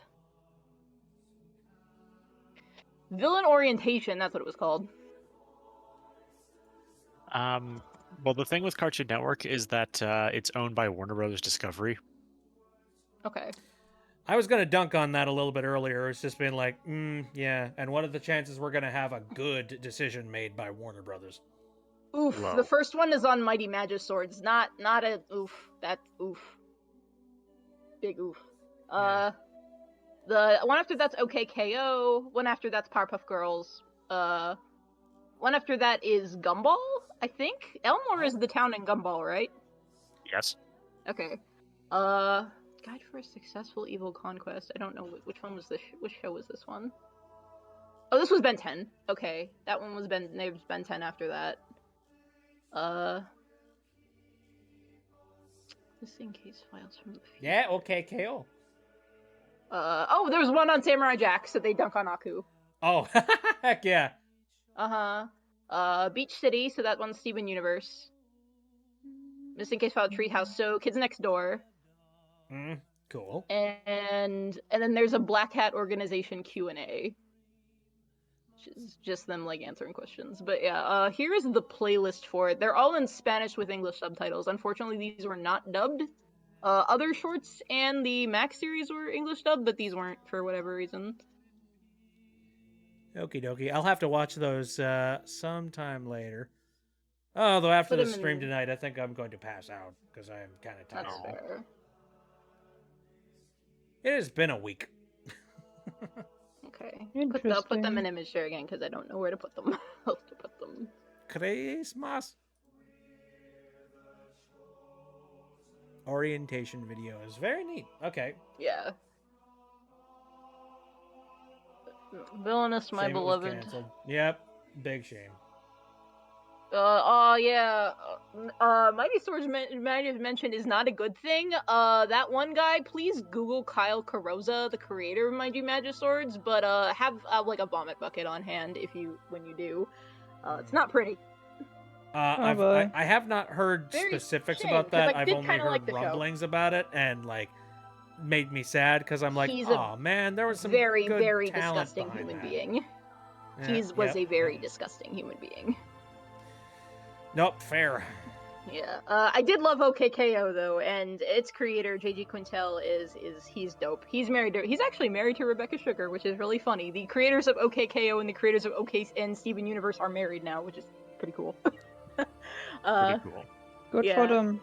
It is a shame KKKO really should have had at least one more season. Like you can tell they just really wanted just one more season, and they kind of had to wrap everything up,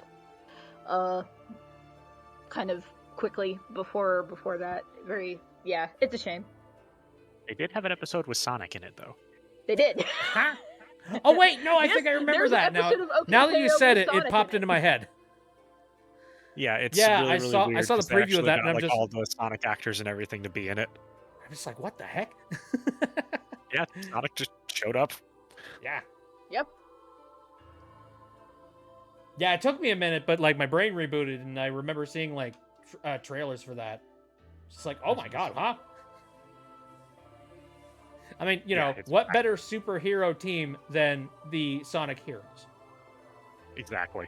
Yeah, the whole thing was Gokiheo is like super video game inspired. The main villain of it is basically Dr. Eggman. He's They Dr. wanted Eggman. to do a Sailor he's Moon literally collaboration? like he's like Sad AM Dr. Eggman. He's even voiced by Jim Cummings.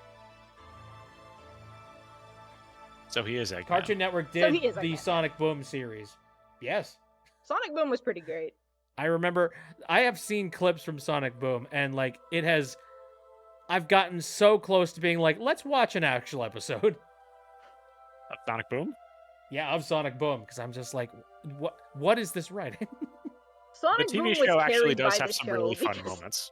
Absolutely. Sonic Boom I mean, was one of my carried by the show because the games were trash. I mean, like a quote that still lives rent free in my head is Eggman going, "The soup is cold and the salad is hot. How is that even possible?" I like Knuckles just because I'm a meathead doesn't mean I'm not a feminist. That was pretty That's great. true. There's also an episode where Sonic, he runs into the room where everyone's just playing a video game, and then he holds up an old video game cartridge, and he says, "Guys, look what I found at the flea market." And they're like, "Oh my gosh, it's Potatopotamus 2. That's the best one in the whole series. It was never the same after they went to 3D." And then Sonic says, "Yeah, they never showed change the color of his legs." Yeah. The writers were on something. Something that made them a little bit more like, I don't know, a little bit more snarky than anything else. Writing like that is a sign of like a show that was like where the producers were just like, okay, do whatever the fuck you want. We don't Right. care. It's just like Sonic Boom is not going to work out. Like this is never going to become a long-running series. Screw it. And honestly, Yeah. ironically, they made something that was so good that it could become a recurring series if they really wanted to. Yeah, it was a really funny show.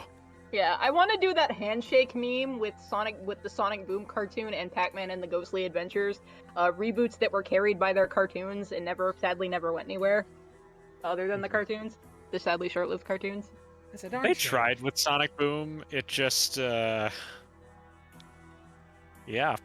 Yeah, I forget what It's what video was it that I just recently saw. I think it might have been yeah, if you want to watch a really long video that talks about Sonic related stuff, Rerez just recently released a video of just bad games on Sonic 06. Oh boy.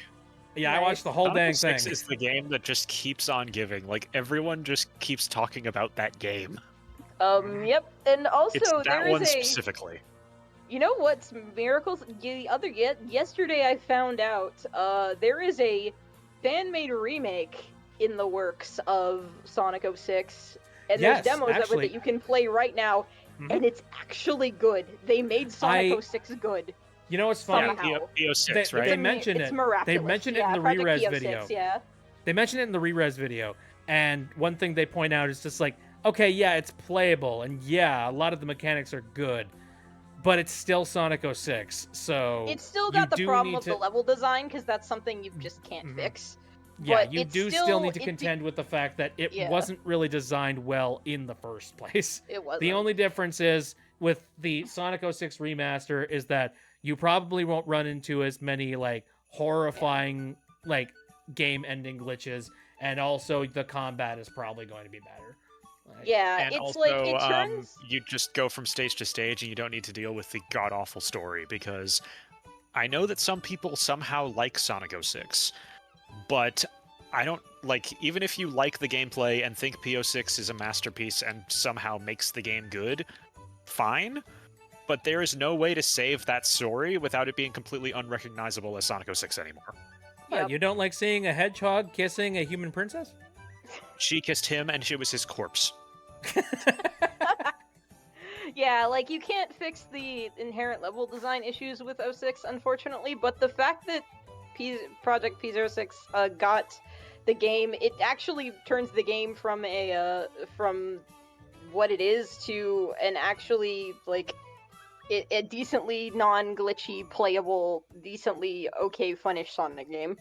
Like not a great one, but like not an unfinished beta. I think if I were to attempt to try and play Sonic 06 on stream, I'd prefer to do the remaster.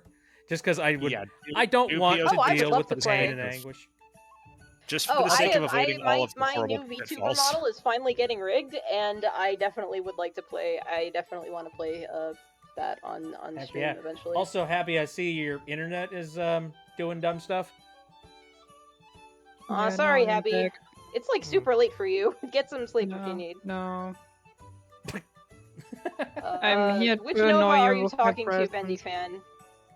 No, Bendy Fan, I don't know which Nova you're talking to. In case you're talking to me, I have not played Shadow Generations yet. I want to buy it for Switch now that I know a Switch version exists. I may or may not have been handed the day one version with codes intact, Oh, Sweet. you should absolutely redeem those codes. which is funny because the code allows you to have like a Sonic Adventure model of Sonic. Yeah, which I think for is the Sonic absolutely Generations amazing. half. Oh, I love it. It's great. Yeah, if you end up not using that code, I could use that code for the Steam version. I'm still looking. Oh for heck, when no, I I'm even using get that the code. off Shut up. station. Get out of here. That's mine. Give me That's the my funny code. hedgehog model. Okay. My code now. Anyway, no, hey, how dare you? No, seriously, God, I no. might end up playing that game on stream. Honestly, next Wednesday, because like I don't have anything lined up for this time block. That'd be sick. If you do, please play the Shadow DLC. Oh yeah, yeah, play the the well, Shadow one. part first. I'd 'cause never the Sonic, played- Keanu the Reeves. Sonic part is just the same. I mean, I never played the original Sonic Generations on stream, so I'd probably just go through the whole game. Full But stop. have you played the original Sonic Generations at all? I did, yeah. So, Okay. you know, it's going to be a whole lot more of the same, which I'm totally fine with. Bendy Fan says I'm a host, so You get to type fight for the your Time VTuber Eater model again. Starlight. Thank you so much. I'm really looking forward to it too. It's been more than a year in the works. Did you so have you commissioned somebody to have the work Yes. done, and also Ye- is it like 2D or 3D? It's live 2D. I got my friend of mine to do the model art because he has a much more. I actually wanted to go for like an anime style because it's unless you're a furry or anime, it's really hard to compete in the VTuber game. Sorry, but you're kind of. I mean, I I'd guess like you're to closer think to that- a furry if anything. But I guess you're closer to a furry if anything. But Probably. I mean, the so problem is actually most went to- people look at this and they go, "What the heck are you?" To be fair, I really need to. I've already been sort of making some mental plans for the idea of doing a redo of this model, and a couple of things that I have in mind with it is I want to change up the texturing to make it very clear that I am water. yeah, that would look really cool. Yeah, and like I feel like that's totally possible and doable. It would be a lot of work, but it would look really awesome. I have no doubt you could do it. You made this model like having no 3D modeling experience, which still like blows my mind. So There's a lot of jank inside of this model that you don't see on the surface. I'll just say that for the record. yeah, but yeah, I I've got already a friend got of mine. I've got to, some specific design related things that I know for a fact that I want to change about this model, especially stuff related to expressiveness. I want to change like significantly. 'Cause I've seen so many people that are showing off their amazingly rigged 3D models nowadays that are so expressive. And I'm more than certain that I could probably put the exact same expressiveness in. It's just a matter of I have to actively do a lot of manual blend shape movement, which, you know, that can be done. It's annoying, but you can do it. I mean, the reason why this model is as expressive as it is because I did custom blend shape modeling on the eyes and the eyebrows. And, you know, I can do that again. Happy says if I had a nickel for every time a blue round-head VTuber voices a noodle, I'd have 2 nickels, which is not a lot, but it's weird it happened twice. Oh, Sebastian's VA has a blue Blom Sona. That's funny. Oh yeah, yeah. Gianni What's so has got a funny? gigantic I blue didn't bomb head. realize until the other day that this is the same that the voice actor for Sebastian is Sebastian Salas in Pressure is the same voice actor as the devil in Anton Blast, which is I was gonna hilarious. say the same voice He's actor like as the doing devil he's in like the he's like Snafu dub. For a He's second also there. the voice of Gabriel in frickin' I've Dang never it. played Ultra kill. Ultra Kill. Ultra Yeah, Kill. I have not played that, unfortunately. Also, and the also, narrator in Kyle is famous. yeah, Bendy fan. It's so no. My VTuber is actually a new-ish design. I redesigned it like last year. So my Sona has gone through like various phases. It started out as like a very Bill Cipher-esque sort of character that was like a little shaped creature. That's a hexagram with 3 eyes, and then it evolved into an alien, with like tentacle hair that had like purple skin and 3 eyes, and yeah, and like a star hoodie. And I did have a very very simplistic VTuber model of that for a while. It was just like the torso and the head. It didn't have a full body. It didn't have arms or legs or anything like below the torso. It was just like a little thing a friend of mine did who had like just started out doing VTuber rigging, like did for me for like $40. It was really cheap. But then I decided I wanted to like actually kind of do VTubing more seriously, because in hopes that maybe it could get me a little bit of extra money, maybe. Here's hoping. Not like a lot, but if I did at one point when I was streaming a lot, was making like $50 from Twitch every couple of months, which was nice. It was something. So I decided, okay, I'm gonna redesign it and like go for something that's more marketable, but still really cool. I've gotten a lot of compliments on the redesign, and it's very anime villain. It's like an anime villain evolution of that design. You're seeing it right now on the it's my React image on Bitstream. This character with the purple, with the 3 eyes, the glasses, the brown and purple hair, and the purple coat. But I will post the actual full model art because it's finished now in the that's gonna become the model in the image share on the Discord chat, because my friend absolutely cooked with it. Oh my gosh, it looks amazing. I'm looking forward to seeing it. This should be fun. Yeah. I want to see it in motion. I want to see it doing its thing. I want to see it dance. It's a markable I plushie. will most definitely dance. I want to see a markable plushie. Exactly. Yes. Turn Oh it man, into a a I'll plushie would be make markable so sick. plushie. I'm currently dissecting a plushie. Oh, which one? A knockoff version of Sebastian Solos. Oh, okay. Where'd you get that? Amazon. Ah, that makes sense. Amazon, the den of dropshippers, and also bootlegs. The official makeshift plushie campaign ended in October, and I came into the pressure stuff in November. Yeah. Well, I mean, the funny thing is, like, Play pressure.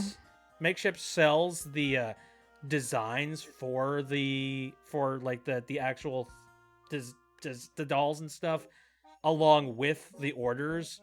Like they sell the patterns along with it. So I'm sure that a lot of these bootleggers just decide like, ooh, opportunity, and then they grab that, and then they start making them on their end and start selling them at like, extravagant prices, being like, hey, we have ours too. It looks exactly the same as Makeshifts. And then you get it, and like the face is scrunched to the side in a weird Yeah. way. When I was talking to some friends, I think Habby, you were even in this call on Max server. We were talking about Sebastian, and I mentioned this, like, you can get plushies of him at Walmart. Is Pressure that popular? And Yes.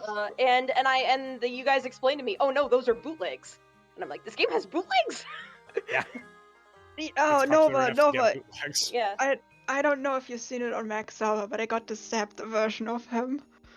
Oh, I think I did see that. That's so awesome. It's my Okay. programmer duck. Yeah, here is. Okay, I posted the VTuber model art in the image share. Oh shit. Oh, that's looking slick. Oh, I like I know. the star cape. like Yeah, the it was idea of that. originally supposed to be like, so the ends of the here was my original concept art that I gave to my friend to do the model. So it was originally supposed to be more like the ends of the coat were like kind of like gooey, like blobbish, like they were supposed to kind of like trail off like it was like space dust. And I just don't know if that came across super well to my friend, so he kind of it was just more of like a tattered coat, but it's whatever. Give me a second. No. This picture is so high resolution. Yeah, it's very you need high res for the VTuber model, so because you got to be able to like get Yeah, different sizes. you and gotta stuff, zoom in, be able to see them for face. 2D, yeah. But dang Very it. nice. I can see That's into your me. third eye, and it's terrifying.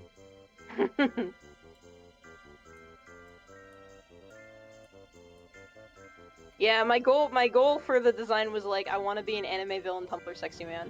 That's my goal in life. Nice. Achievements. A worthwhile Very goal nice. to have.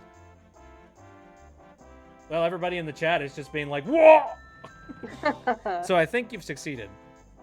I didn't know you were You all already come doing join a my collab. cult. Right?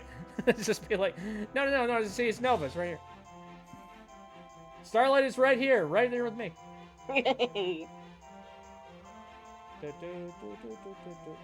Clip it!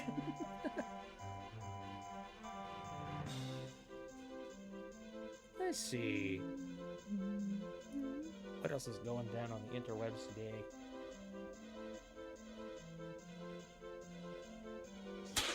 Yeah, thank you all. I am very, very excited to debut. The riggers said it's guaranteed finished by the middle of February. So I would love to debut on Valentine's Day, but I don't think it's gonna be done by then.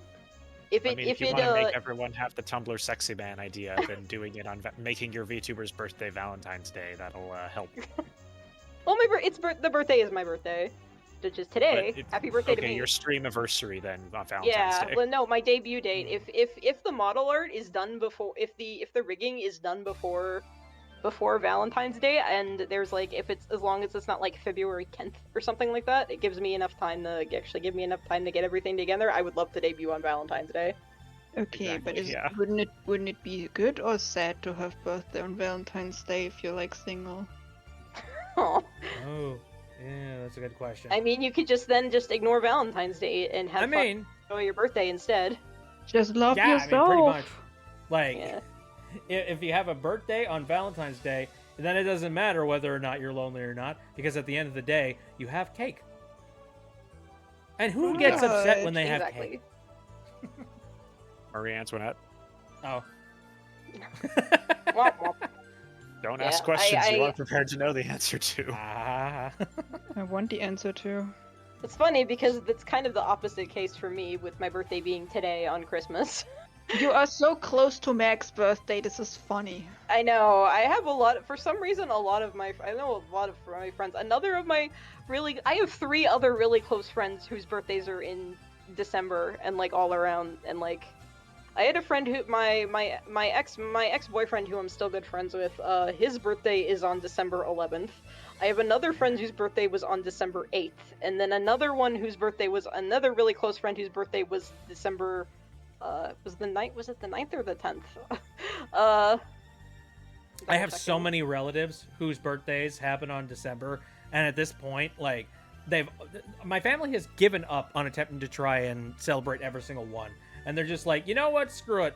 Let's pick a particular time in the middle of December, and let's all just celebrate everybody's birthdays right here. Yeah. Oh no, okay, Ray's birthday was December 8th, Alex's was the 10th. Okay. Okay. So yeah, like, I don't know, we just all have...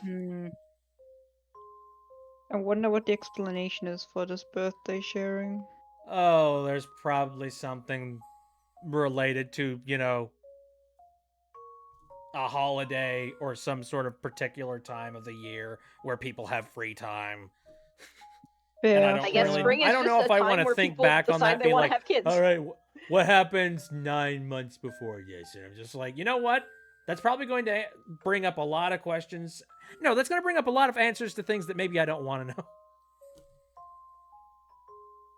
Wait, so Maybe it's just a time when a lot of people decide they want to have kids. no, wait. I think it's because it's the beginning of spring. Oh, really?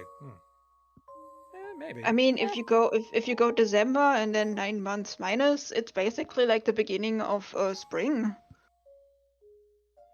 Yeah, I guess. Which is interesting because you would think that, like, I don't know, you think the opposite would be true because it's, you're locked up, it's cold, can't go outside and hang out. Well, I mean, I suppose you can go and see a movie. Most people don't go and see movies nowadays, though. Yeah, but during winter, you're most likely more cuddled up and not wanting to move out of bed. Yeah, I suppose. Isn't that what the song Let It Snow" is about? Weather outside is frightful, fire so delightful. Like, Let oh it yeah, just snow, let it let it keep snow, snowing. let You it can just stay snow. at my place for the night. That's basically the song, right? Well, I think you're I thinking mean, of I Baby know It's there's Cold Baby Outside. It's Cold Outside. Yeah, I was about to say. Yeah. Also that one. Christmas songs. CRIMBU. I was very lucky to not have to listen to a lot of Christmas songs this year, so I was very relaxed when Christmas time came around You and are not very angry. lucky. Mm-hmm. I don't know. See, I don't have as much of like a deep-seated hatred towards Christmas songs personally, unless I hear them immediately after October. For me, If it that's sort the of depends on the song. I hate it when they That's play immediately on October. In October. Like, right. there are some songs that are just absolutely awful. Like, that "All I Want for Christmas Is My Two Front Teeth" song, or "I Want a Ew, no, Hippopotamus for Christmas." I hate those. I want a hippopotamus for Christmas. No, no, A what? A hippo. hippopotamus? I've What is never this heard that. song? What is this? It's a A bad hippo. song. Don't look it up. I'm gonna look it up now. Wait, you don't know what a hippo is? No, I don't know that song. Oh. Oh, It's annoying. it's That's all you annoying. need to That's know. all you need to know. Don't know why you'd want it, hippopotamus for Oh, wait, no, Christmas anyway. I know Except that. maybe that cute one from China. I know that song, but I know a different version of that one. Oh, really? Yeah. It's a bad song. Stargard says, all I want for Christmas is food. Based. That's fair. Agreed. That's what I wish for, There too. is this one mashup that I heard where they mashed up that Mariah Carey song with Queen's "Don't Stop Me Now," and it actually works really well. I think you're going to have to send me that because that sounds amazing. Sure. That actually does sound pretty awesome. And all I'm thinking about is that one mashup of Collective Consciousness and All I Want for Christmas Is You. You know the one? Oh yeah, that one's great. Yeah.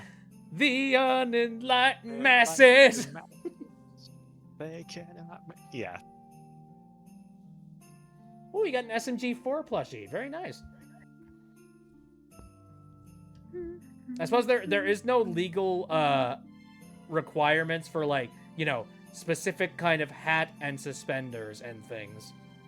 Because the first thing I thought was like, that is very Mario based, but I'm just like, what are they gonna do? It's Blue Mario. Come on, Nintendo, make Blue Mario, and then we'll talk.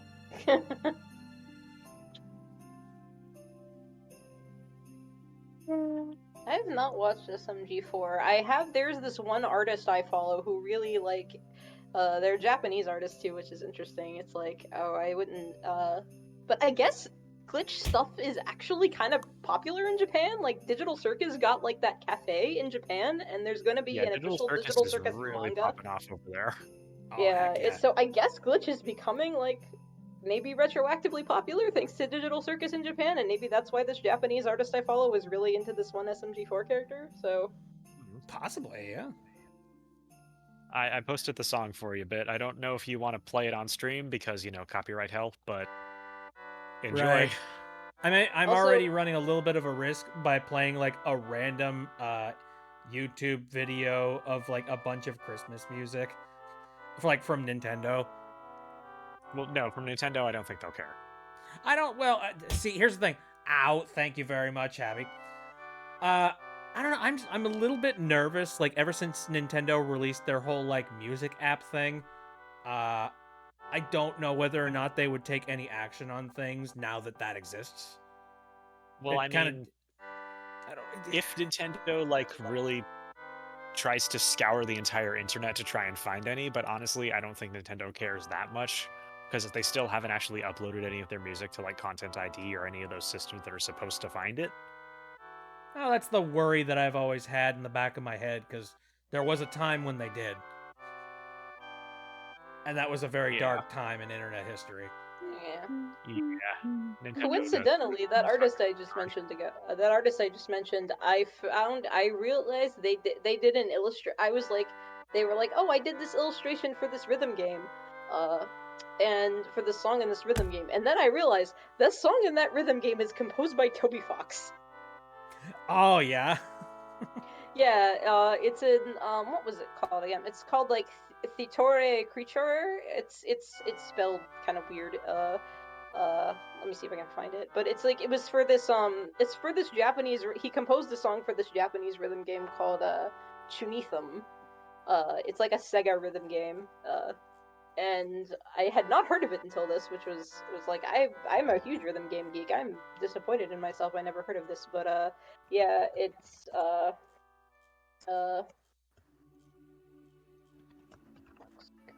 That jogged my memory on something, and I've completely forgotten what it was. Gosh Titore darn it.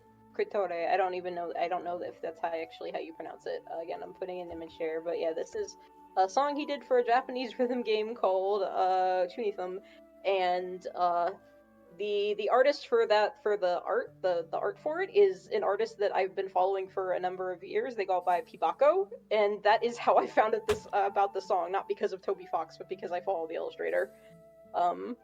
And what's really funny is that when like apparently like Sega like commissioned him to make the song for the rhythm game, and when they sent him like a reference for like what they wanted the song to sound like, they sent him the world revolving. Of course. They sent him his own track to be like, yeah, just give us this again, basically. Just make that, please. Just make it Thank again. you. Just make I world think there was revolving also again. some other person that he was doing music for, and he had to do like a boss theme, and he said, "Okay, what kind of boss song do you want?" And they sent him Megalovania. Do-do-do-do. Yeah. Hey, funny man, do the Megalovanias. Say the line, Bart. Okay. Da-da-da-da. Da-da-da-da. Yeah. Oh, Still hello, kinda like- Mapley has arrived. Thank you. One guy says, I still kind of like Digital Circus, but I don't really like talk about it. Most people look down on it now because of it being brain rotted a bit ago. I mean, that's not the fault of Glitch or That's not Gooseworks the or fault anyone of the working on it. show. The show is That's not great. the It's all show's the other fault. content farms and other crappy people being stupid. Yeah, Yeah, people what trying to ride the the actual coattails. show itself is not brain rotted. If anything, like the newer episodes are really making me start to feel things for characters that like previously I was like, oh, okay, that's kind of an interesting character. Like the previous episode 4 with Gangle, like, oh my god. Yeah, that episode was way more real than I was expecting. Right? Like as somebody who has worked like really stressful jobs working with customers, I'm just like, ah, Yeah, a real boy now. he's a real boy with a real face. Also, I liked on the his one hand, fake can-do I attitude. relate. On the one hand, I'm like, oh, I relate to it, but on the other, I'm like, yeah, okay, yeah, sure. Tell me all about your crushed dreams of being a popular artist person who has one of the most successful animated shows on the internet and not even 30 years old. So that's just me being jealous of Gooseworks, though. I think it's a nice I'm sentiment, sure- you know. It's kind of one of those like She- not everybody can actually hit those highs, or at least like Yeah. not everybody hits it big and hits it lucky. Yeah, I know, and that's like kind of what she's trying to get at with like, you know, it's with that whole episode, but on the same time, it feels a little bit. It's an inherent contradiction, right? Because you're doing the story is about how Gangle was like wanted to be an artist, but then it didn't work out, and then she had this soul crushing job instead, Mhm. and that Yeah. feels a little. I'm not gonna say insincere, but it's like it feels contradictory coming from a super successful show by a very young and talented and lucky artist who, was an artist who was very talented but also very lucky to get into her position where she could So, make the so show would and you have say it be that so it is successful. significantly different? Would it be significantly different if the story was being told from like the perspective of a studio that had like an incredibly large amount of assets and money and power and the ability True, to it create their own ring stories? it does ring better because it's Glitch. Is Glitch really indie? I guess Glitch is indie. It's indie, They but don't it's feel really they feel like quickly they're starting to becoming become a less lot and less larger, though. indie. Yeah, they feel like they're becoming less and less indie with like, stuff like official cafes and manga tie-ins in Japan and all this like merchandise, and they almost feel like they're kind of more halfway in. They don't feel as much like truly indie now as they feel like, kind of halfway between indie and like a big studio support kind of thing. But like, I don't know. That's just you're It's right. so hard to draw that line between what is indie and anything. Like, I know several different publishers out there that started out as like very indie, very grassroots, and very simplistic. Yeah. But like nowadays, you look at them and they're like, oh yeah, this freaking juggernaut, the one that Yeah. has all the money. Yeah. So I don't know. I guess they still got the spirit. They got the indie spirit still, at least. I don't feel like they've sold out. I just feel like they've. Yeah, I just you'll feel know. like it's. Yeah, it's. They've still got Like, the spirit. when- at least. when they I sell don't out- think they're going to. They haven't. I don't think they've sold out. It's just kind of for real. It's just I'm used to something like indie animation being things that like doesn't get merchandise or doesn't get like manga tie-ins and things like that. That's just. But that's like just me not being used to the changing landscape yet. I think that's going to become more common as the years go on, especially with big animation studios being like more and more terrible to work with. I think more studios like right. Glitch are going to take I mean, off I've got and become like. I've got a If lot you want of friends. something like that, just look over to Monkey Wrench. They're not getting any attention. I do need to Oh, watch Monkey Monkey Wrench. Gooseworks Monkey Wrench. does keep shouting that out and be like, please watch Monkey Wrench. And I'm Go like, watch Monkey Wrench. Monkey Wrench is good. I tried watching it. It's not my type of show. That's okay. It is It's so goofy on the side of like Ren and Stimpy almost that makes me happy. And like the exact kind of chaos that I enjoy from a game from a show. Kane versus Spampton. The winner of that is just Alex Rakan. Yeah, pretty much. Whoever wins, the winner is Alex Rakan. So random aside, I was reminded of something while we were talking about stuff, specifically in reference to like artists that I didn't know they did things. So I don't know if you know like Snake Pixel, aka Simon S. Anderson. He is the guy that made the game Owlboy. Now, do you know Owlboy? I gotta look it up. I played Owlboy and then decided it's not a game for me. That's fair. It's kind of a 2D Zelda dungeon crawler-esque kind of thing, and it's With pretty guns. fun. I remember really enjoying it when I played it for the stream a long time ago. And I've still followed him to this day.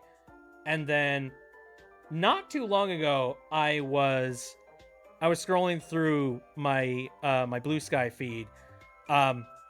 So it is the 25th anniversary, if I'm right. Actually, no, not 25th. The 20th anniversary of Cave Story, which makes me very happy because Cave Story, one of my favorite games. And Simon dropped a little bit of information that I didn't know. Turns out, Simon was the key artist for this. For what? I'm gonna put it up on the screen for everybody over here on the Twitch. Oh, okay, story. He was the key artist for this. Like Oh. back in the day. He drew this for the awesome. Wii version. Oh, that's so cool. And I'm like, That's oh really my cool. god. That is amazing. And the only reason I know about it is that he actually redrew this this art for the 20th anniversary, and it looks so good. Let me see if I can go grab it. That's really awesome. I'm intrigued by the fact that he drew the armpit. I don't want to think about that. What do That's my artist instincts looking at this and analyzing the Your anatomy. artist instincts just being like, That is a well-rendered armpit. Yes, it is. I mean, yes.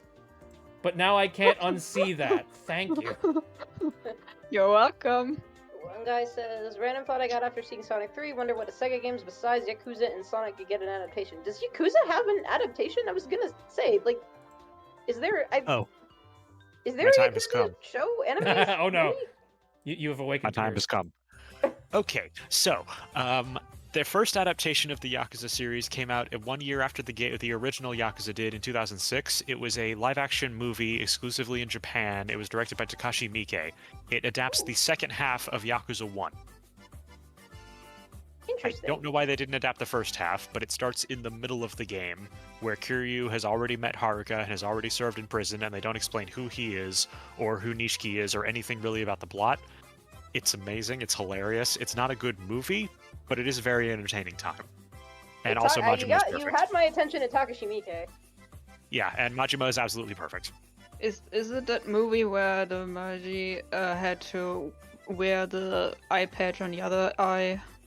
Yeah, he wore the eye patch on the wrong eye. Oops.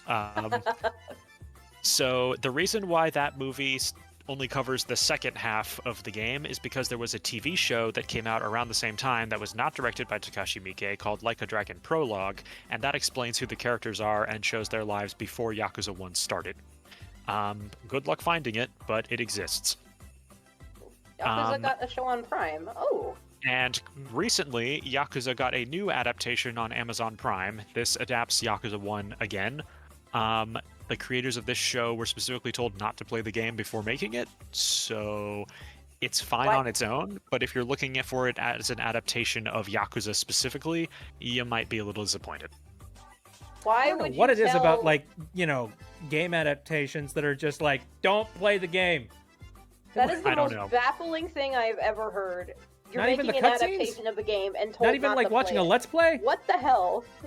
I don't know, but there is one good thing that did come out of it. On Sega's YouTube channel, the guy who played Kiryu in the Amazon Prime show, they had him do Bakamitai. Oh, heck yeah. Like, they shot the entire thing exactly like the music video in the game, and it's hilarious and amazing. That's incredible. So we do have that. I am all for that. Yeah, the show itself okay. is fine. Just don't go in expecting a one-to-one adaptation of Yakuza 1, because it's not that. I think that might be a no sale for me. Because I'm just like, I would like it to be like a proper adaptation. I Yeah, would you can as do, well. like, a I would loose love a Yakuza adaptation. anime series. That would be really cool. Yes, please! Oh yeah, Yakuza anime would go hard. God, I would Yeah. watch that in a heartbeat. Also, there is actually a few more Yakuza adaptations, but it's a mini-series that also is Japan only, and it's an adaptation of the PSP spin-off game that no one played. Okay. So that exists, and those PSP spin-off games are also Japan only and have still not been ported. There's a fan translation you can get. They're all right. They were not actually made by the main Yakuza team, though. They were made by a different studio who was responsible for making the Def Jam games. So it plays kind of like that. It doesn't play like a Yakuza. What a Interesting. weird freaking crossover. Yeah, I know. It's very, very strange. But they made 2 of those. The second one's honestly not too bad. It just doesn't play like a Yakuza game. It's more 1v1 Street Fighter-ish. We live in a very strange small world. We sure do. Yeah. But yeah, that's basically most of the Yakuza adaptations that exist. There's the Today I learned. Thank you updated for that. art. There we Oh, go. neat. Oh, There's that's a new awesome. one. There's a new one. That's really Again, cool. Snake Pixel. That's amazing stuff. Looks so freaking cool. That armpit is also very well rendered. I feel like it's less rendered now that I'm looking at them. Like it's like I'm okay, noticing less it's the armpit there, and more of this but it's dude like there's just a has weird amazing biceps. shading and crease going on in the original one. In the new one, he looks a bit jacked. Yeah, he That's he true, looks yeah. even more jacked. He looks a little like you kind of see like a bicep going on in the original. In the new one, it's like really going on. He is like, he didn't skip arm day. Is that the thing? Strong robot. Yeah. like him. He's strong. He's strong. Yeah, let me clear that out. Yeah, that was just a fun little aside. Like I said over on Blue Sky, at some point I'm going to take either my capture 3DS or maybe like I'll rip the ROM. I don't know how I'm gonna do it or what I feel like doing, but I want to play Cave Story 3D for the stream. Despite the fact that that would be there's awesome. no difference between the 3D version and the 2D one. Except None. it's on The only 3DS, I assume. well, like the entire push was that it was a Cave Story game that was rendered in full 3D, with like 3D models and all that jazz. But it played 100% exactly the same. Like there were no differences. If anything, the art style looked like it clashed significantly worse with the way that they changed things and made things look different. Aw. I don't know. But the good news and the funny part about it is that it did so, I'm not going to say bad, but it did so mediocre that they didn't really sell a whole lot of copies. So now if you've got a copy of Cave Story 3D sitting around, it could be a significant amount of money. Especially Nice. if you still have the game sleeve that came with it that was wrapped around the case. Because that's like a weird holographic sort of thing that like lenticularizes and like changes shape depending on how you look at it. I still have that. Oh my god. So you were talking about rare 3DS games that are worth something now? I'm like, I went and checked on my favorite series for the 3DS ever, Yokai Watch. There are 2 copies of Yokai Watch 3. Well, one's sealed. So, but as far as used copies go, the one in the box is $490. The cartridge, just the cartridge, is $400. I was about to No. talk Oh my about my God. game being rare. What the fuck?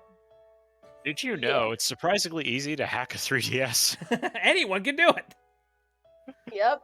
Oh, I'm not gonna. So I may or may not. My brother may or may not have done a special little gift for my nephew for his birthday that involved taking a 3DS and modding it and maybe loading it with some stuff. Yeah. I'm Yeah, not gonna that one say guy, he did or didn't, or where he 3 got has the got the rarely things. released in the US.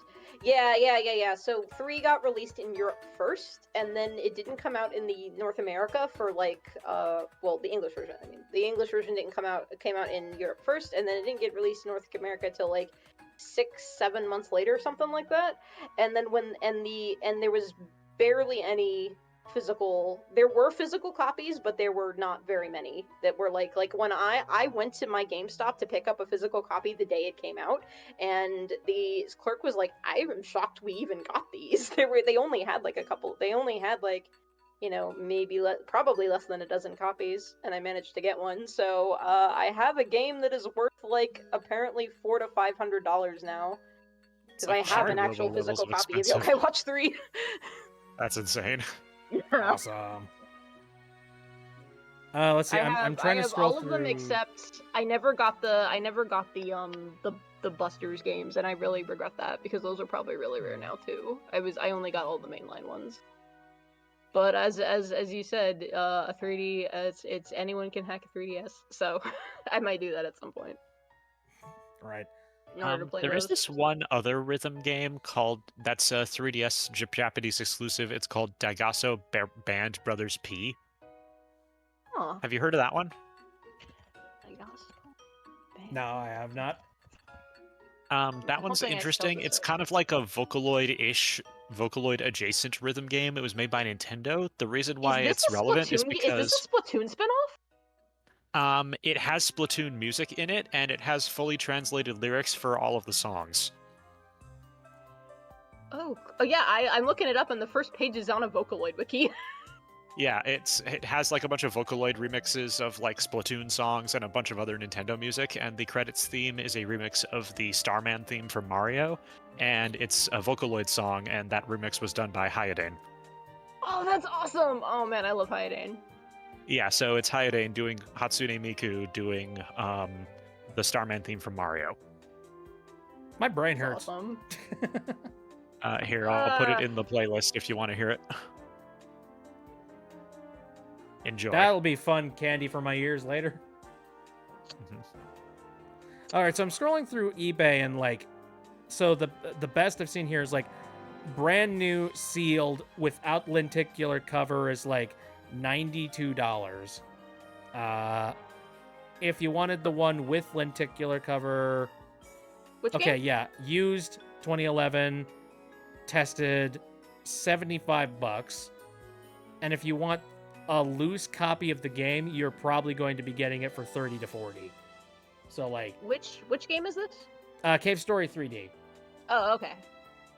So like, it's not That's- amazing, but hello Zerk, how's it going? I hope you're having a very nice Christmas or whatever it is that you celebrate.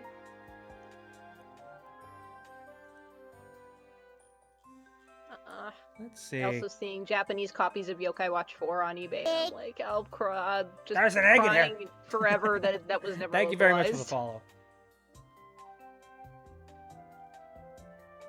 Very excited Let's- for Holy Horror Mansion though. Screw the people Holy who Horror think the Mansion? trailer used a. Yeah, this is a successor to. We talked about this before. It's a successor to Yokai Watch. Oh yeah, right. Yeah, I remember we talked about that. Yeah, it's probably going to be for the Switch too. Whatever. Yeah, probably. Yeah, because they that was a rumor. No one's been able to verify that. People are saying they use AI in the art in the trailer.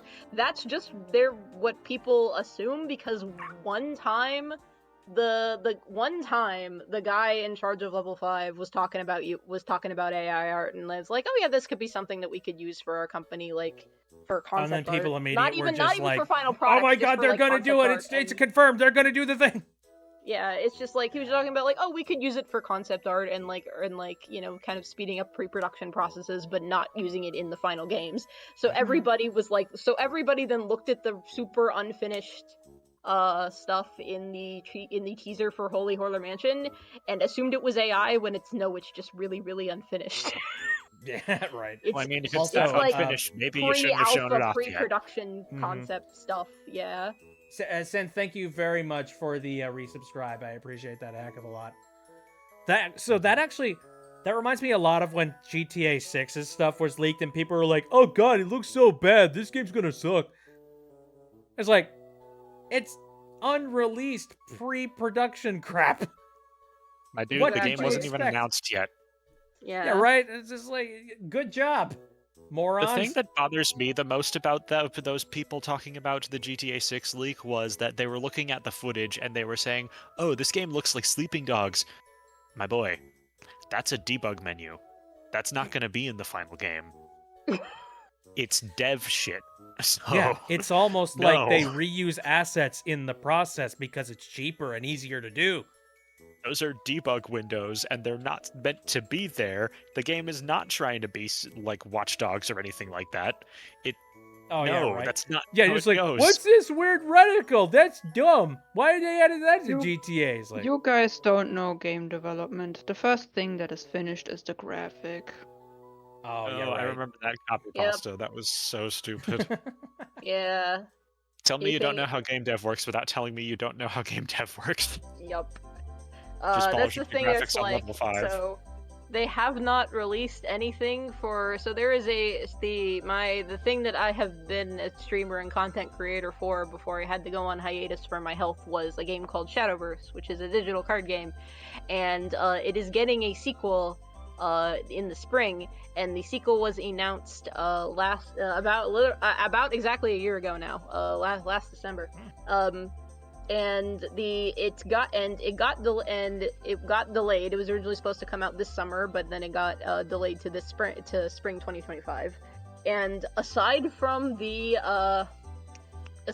like the first trailer that they released when they announced it, we have not gotten any more news about the game since the delay. They announced it. We had a trailer.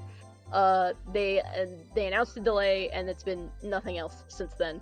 And a lot of us are getting really impatient about it because it's like, dang, why won't they show us anything else? Why won't they announce anything else? Why won't they give us, more more content.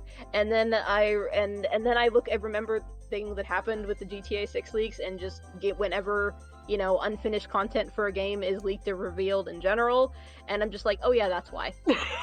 Yeah. They're being very, very tight-lipped because they clearly don't want to show anything that's not very, very close to the final product. Honestly, that reminds me. I saw just- the Half-Life. I saw the Half-Life documentary not too long ago, and like that was such an interesting thing to view because like I had heard a heck of a lot about the history, but it was interesting hearing everything in sort of a chronological order of how things happen. Oh yeah, Holy Horror Mansion is the first time in years I've heard of the pineapple apple pen guy. Yeah. Is he He's in the trailer. game? What's happening? He's in the trailer. Why? You guys know that meme from a few years back? It's like I the do, but it's pineapple like apple pen. Yeah, that guy it's is so in the mature, trailer it's for curdled Holy into Horror Mansion into doing cheese. something What do you- similar, and it's just like, oh my god, why? I'm not No. complaining, but like, what the heck? I'm complaining. It's like you're digging it's up on old brand memes for- out of the ground and just throwing them into my face. It's very random, but you know what? It's kind of on brand for a Yokai Watch successor. I suppose. Multiple artists are in it to advertise the different mechanics. Really? Yeah, there's like there's like another one where they do like there's like a bunch of dancing, and I guess those are actual musicians. I didn't recognize any of the others though. The music in that trailer is absolutely banging though. Like, oh my god. Yokai Watch has always had pretty good music, but like the music in that trailer was just so good. Oh my god. If anyone's not seen it, I'm gonna link it. Because it Sounds good to me. goes really hard. I'm gonna dip now. Oh yeah, it's probably pretty late for you where you are. No, it's not. Definitely not. Okay. My fair time enough. zone doesn't exist. Good night. Mm-hmm. Good night. Sleep well. Alright, good night, Abby. I should probably start thinking about wrapping stuff up on my end too, just because it is getting a little bit late. Yeah, 10:30 for me. Yeah, it's about 9:30 where I'm at, and like my sleep schedule is all kinds of wonky. So, I need to start Yeah. like winding down here. Even the show had a catchy soundtrack. Yes, so true, that one guy. I have a playlist in my like music collection that's just Yokai Watch music because from the anime, because the anime had really, really good music. It's been so long since I've watched like a show or like a movie or something, or something similar to that, and like have actively gotten the soundtrack after that. Actually, wait, I no, mean- that's a lie. That's a lie. I recently picked up the Over the Garden Wall soundtrack.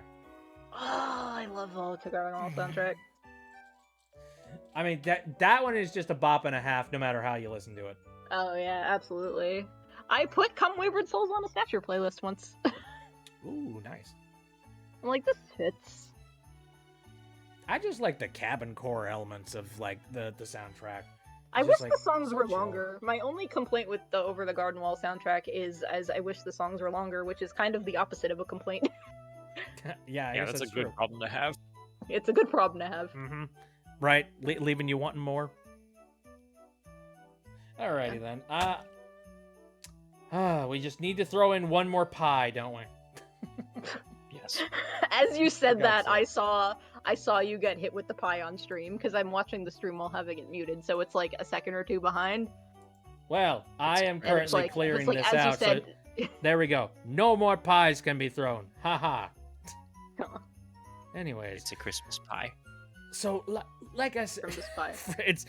is it like fruitcake, except disguised as a pie? Yes. Ew. Yes.